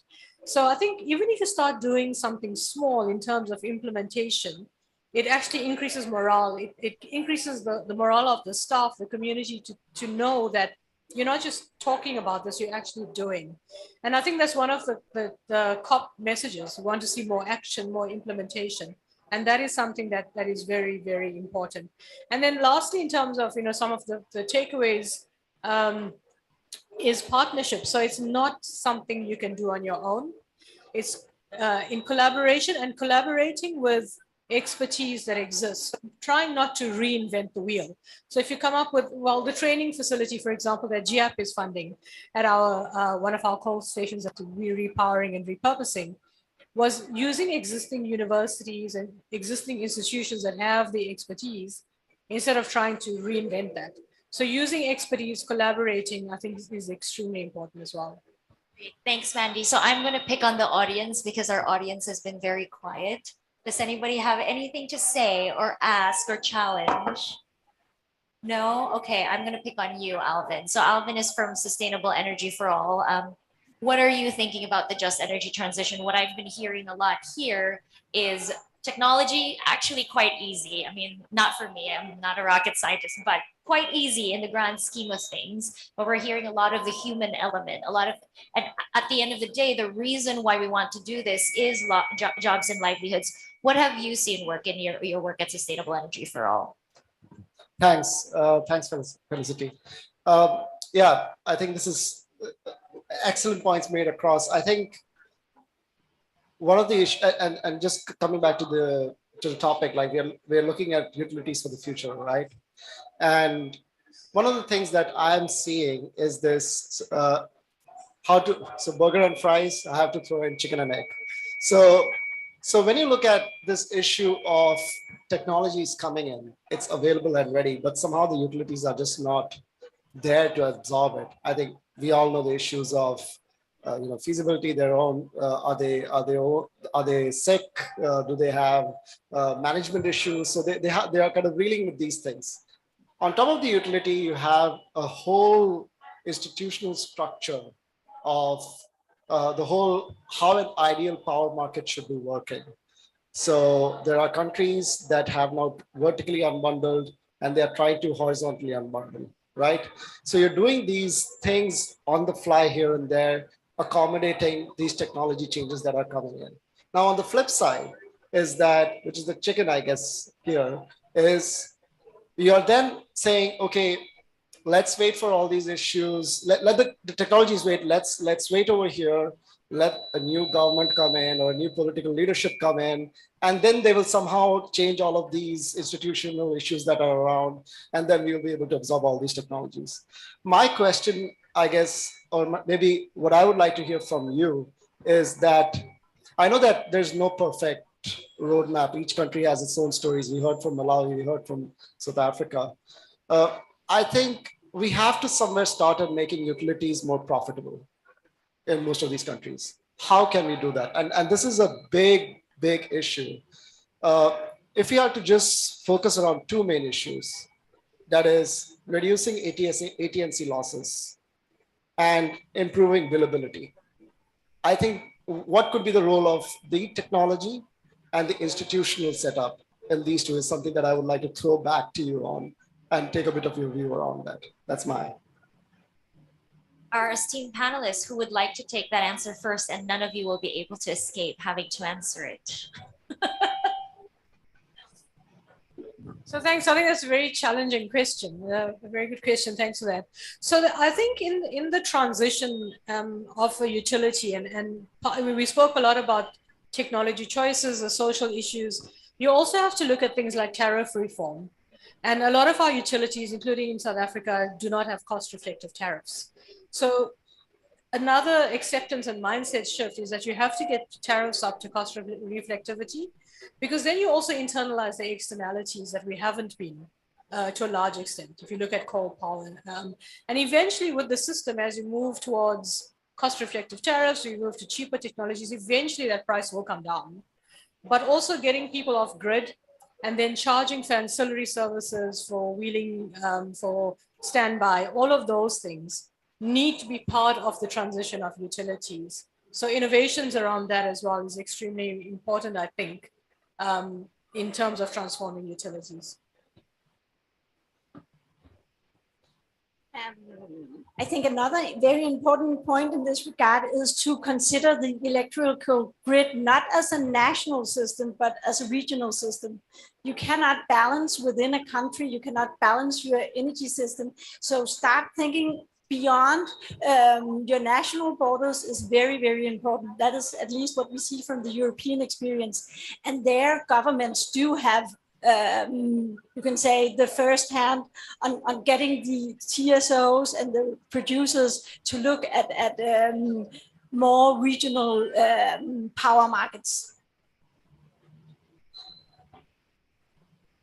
Yeah, I would say, kind of as we think about the reform process, it's a systemic change that needs to happen, right? And we need to change the vision for what a utility is and how it operates. And that starts with educating and building, kind of a cohort of leaders, from the regulator to the utility leadership to the innovators, and all within that system. There is the structural change that needs to happen, right? And that's about really changing the rules around how you plan with integrated system planning. It's changing the rules around how regulated recovery happens or unregulated recovery, and potentially changing the structure of the utility so that you have, kind of differentiated distribution versus transmission versus generation, things like that.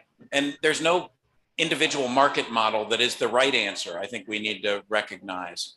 But the idea that we can actually systemically rearrange some of the incentive structures to fit with what each individual market needs is absolutely important. And RMI in particular, we've been working with a number of leading global institutions, including Ofgem and kind of IEA and others, to build, kind of a global regulatory structure, right, that helps to inform markets. But we've also been working with the African School of Regulation to help then populate and make sure that that's heavily contextualized and supports reform that works in Africa, right? And I think these ideas that there aren't single templates, but there are reservoirs of insight and knowledge that we can draw upon is absolutely essential. Great, thank you. Maxwell, please, if you would like to intervene, and then we'll take a Yes, question please. from the audience. Yes, please. So I think, as we've already heard, that different countries are going into the path of reforms in different ways. Some of the countries of Malawi have decided to use institutional arrangements where the traditional utility has been unbundled, and the licenses, different licenses have been created, different business models have been created. I think it's very important in terms of regulation and policy to make sure that as we are embarking on this transitional journey, that every part of the value chain should we should be thinking about sustainability and making sure that there are viable businesses. So we should avoid the trap of remunerating one part of the value chain and then neglecting other parts of the value chain. So I think that's one of the things that we should be thinking in terms of systems. It has to be a value chain from generation, transmission, or whatever other institutions that are brought in between, but also thinking about the customer. So in as much as we are, when we're talking about cost reflectivity, we should also be thinking, especially in developing countries, but I'm sure it's applicable to every other country, any other country, the issue of affordability. So how can we continue to drive down costs so that this transition, the energy transition, which is necessary, is also viable for everyone, not just for businesses that are coming in, but also crucially for the customers. I think we need, as leaders, we need to be thinking about how do we balance the issue of costs to be recovered to finance the value chain, but also thinking about the customers in terms of affordability. Thank you so much, Maxwell. And we have a comment from the audience. Can you please introduce yourself and please share us your thoughts? Thank you very much. Good afternoon, everyone. My name is Suleiman Babamanu. I'm the Nigeria Program Director at RMI. And thank you very much for the panel. Just building on what John mentioned around needs, as well as what the other panelists mentioned around mindset. What we're doing alongside our partners in GAP, in understanding what really needs to happen to drive utilities of the future, is to carry out a comprehensive needs assessment across the discos that we are, that is, if I say discos, I'm referring to the Nigeria utilities. And so what this does is to allow you to identify what specific interventions needs to happen to be able to build the right type of mentality within the discos, the right type of kind of solutions. So this would be across things around the type of business models that would work. Thankfully, in Nigeria, there are regulations that allows that kind of partnership, you know, and the cost reflective tariff that can happen, but it hasn't really been exploited as much as it should be. So what around business model development, capacity development, that within the discos, identifying things like how do you, you know, manage stakeholder engagement and customer kind of data, and then, you know, very important, the network infrastructure, which is one of the key things that needs to be upgraded to sort of stop the ATM technical and commercial losses, as well as the metering side as well. So, and then of course, that would allow you to build a pipeline of projects that would be bankable and, you know, sustainable to be able to, you know, implement. So that partnership is very useful, and that's what we're piloting. Alongside with GAP, we're also piloting about 3 projects now, which hopefully that would present that kind of a real case and data-driven kind of story that you can tell. Just wanted to add that as well. Thank you. Thank you. So Alvin, did we solve all your problems? Thanks. Good afternoon, everyone. My name is Noella Mulefe, and I'm from Eskom, South Africa. I have a few questions for you, Maxwell. You mentioned quite a few alternatives that you're looking at, solar in particular. I wanted to find out if there are any other alternatives that you're looking at. Wind, hydro, are those options that Malawi is considering? And secondly, you mentioned that the government has opened the markets to the private sectors. What are you doing to ensure that communities are also included, or people of Malawi are also not left on the side and are also part of the transition to renewables and are involved? And then lastly, you mentioned the regulations and the legal framework of Malawi being quite good. I wanted to ask if you can share some lessons learned on how we got this alignment in Malawi and what we can take as South Africa to ensure that there's alignment. Thanks. Maxwell, that was a lot of questions. Other alternatives? how to involve people in the just transition and regulations. And I do want to say I'm really happy this cross learning is already happening right now. So this is us in action. Come on, Maxwell, you're on the hook. Yes, yes, let me try. So yes, in terms of alternatives, definitely we are looking at alternatives. As I said, we've got lots of interest from the private sector. So solar plants, we've got wind that is in early stage, preparatory stage. We are thinking about, we also have interest in mini hydros. We already have two, in fact, in operation. And there are others that are in the pipeline. Others are talking about biofuels. So we've got a range of technologies, because as I said at the beginning, our experience is that just relying on one technology has got its own risks. So in terms of our transitioning process, we think it's very important that we are inclusive in terms of the technologies, in terms of the energy mix. So that's what we have in that regard.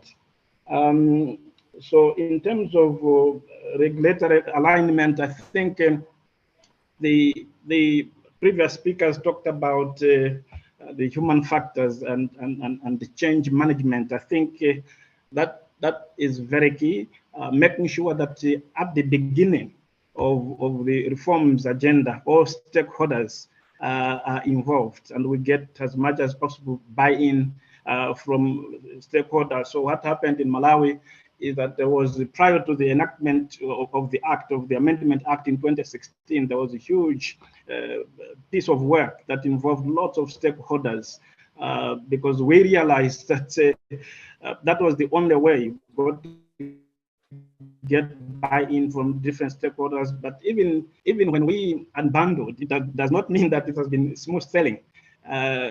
So even when the law was put in place, even the actual process of reforms began, even today, I can say that there are still things that we still need to resolve. There are still things that, but that's part of the, I guess, change management. So I think that's what I can perhaps highlight, the fact that involving stakeholders, key stakeholders, but also not stopping at the enactment of laws or regulations or policies. We've got to follow up. We continue change, managing change, involving people, our staff from different utilities. I think it's very key, because most of the staff in utilities, when you embark on this sort of program, some of them think that they are losers. Some are those, so we should avoid creating situations of losers and winners. So even our staff, we need to bring them into the process. We need to carry them along, which is bringing into the issues of involving people as well. So part of the development of these technologies, we're talking about the new technologies. There's a lot of work that happens at the beginning to involve people themselves, because some of them would have to give up land. So we need to make sure that we, even as we are transitioning, we are also creating opportunities for our people. It's not just about us in the energy sector benefiting, but we have to create new opportunities for our people as well. So we need to be thinking about how we involve our people. What benefits are we creating, whether for our people, whether it's employment, whether it's corporate social responsibility programs. We've got to be thinking about sustainable ways of how we can also empower our people, because their buy-in is very critical in this reforms process. Great, I hope thank I you, tried. Maxwell. Thank you. I think we missed a little bit of the regulation, but we'll make sure you're connected. We're coming up to the final round of this, so I'm just going to go around with my final question. We've heard so much today about, to me, it sounds like a lot of opportunity, a lot of excitement, a lot of possibility. We have technological innovations are happening, business model innovations, regulatory innovations, and mindset shifts are happening. But why are we still talking about utilities of the future? Why is it not utilities of the now? what is preventing, in very quick, rapid, what do you think is preventing us from really accelerating and scaling up today? And what do you think, very quickly, is the answer to that? John, maybe I'll start with you, and then we'll go this way and end with Maxwell.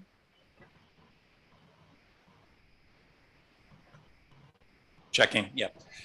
Thanks, Felicity. I think we put our finger on it, right? It's us. The reason that we're still talking about it is our propensity to change. And there is, there's the famous Gandhi quote, "For the world to change, I must change," right? So there's a certain amount of this system that we're all keeping within us and not willing to break our own patterns and behaviors in order to bring something new in. And what I'd encourage you all to take away from today is, what am I going to do differently myself, in my conviction, in the way that I operate, in the way that I work with others? Because all of us are holding a bit of this system where it is today by doing exactly what we're doing right now. Thank you, John. Mandy. I think it's courageous decision making. So a lot of our politicians, with all due respect, make decisions that's within their term of election. If I look at where some examples of where courageous decisions were taken, Vietnam putting 7 gigawatts of rooftop solar in 1 year. So now they have some grid issues, but that's fine. They can deal with it. The thing was they saw an industrial policy that was stopping that, and they changed that around by a very courageous decision by the Department of Trade and Industry to change that. So if we have courageous decision making, and I absolutely agree with John, it's us that's not doing that, then we will see change. And so that's what we need to push people to do, is just do it, just take the decision. Denmark had elections on the 1st of November, so we have an interim government at this moment, but I do need to echo political ambitions are so important. Also, we need to be very transparent on our plans as regulators so that the market knows what to expect and how they can finance their technology. So I would say very much within the regulatory level, we do have a responsibility to be very open on what are the thoughts of tomorrow. And then back to what we do in Denmark and in the Danish Energy Agency, we need dialogue in order to understand. So where is Malawi? Where is South Korea? Where is South Africa? Where is Sweden? I think it's we need to bring together all actors and talk about what is hindering us for doing the right thing, because we do know what the right thing is. Thank you, Tilda. And Maxwell, the penultimate word, please. Global partnership. I think it's very important that we work together in this transition. Utilities or particular countries may not just do it alone. So we've got to work together. We need to continue. That's why we're very excited in Malawi with this partnership with GIAP. But I hope that we can have more and more of that. So global partnership is very key. Thank you, Maxwell. It sounds pretty easy, right? Just be braver, let's talk, and let's partner. All right, and with that, I'll give the mic now to my colleague Eric Wanless for the wisest words, because I have none of those. I don't know if I have wise words, but I have 3 words. No, first I want to thank the audience and the panelists for being with us today. It's been great to hear your perspectives. And I think just reflecting on the brief conversation, there are 3 things that are sort of top of my mind. One is the tech is already here. That's not what's holding us back. It's the system and political and sort of personal change that's holding us back. 2 is that low and middle income countries are actually leading in many of the changes that we need to see.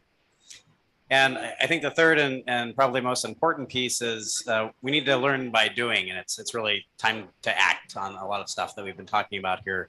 So those are the 3 things on my mind. I will say that this is a very important topic for the Global Energy Alliance, and we are in the process of setting up a program to work with others to really accelerate utility transition to end energy poverty in a low carbon way.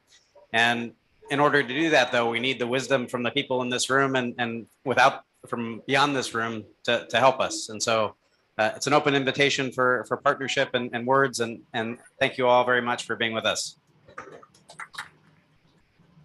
Thank you, everyone. Thank you. And I think we're all hungry because we heard about burgers and fries and chickens and eggs. So it's now 5 p.m., I think, or 4 p.m. And please enjoy your Friday. Thank you very much for being here.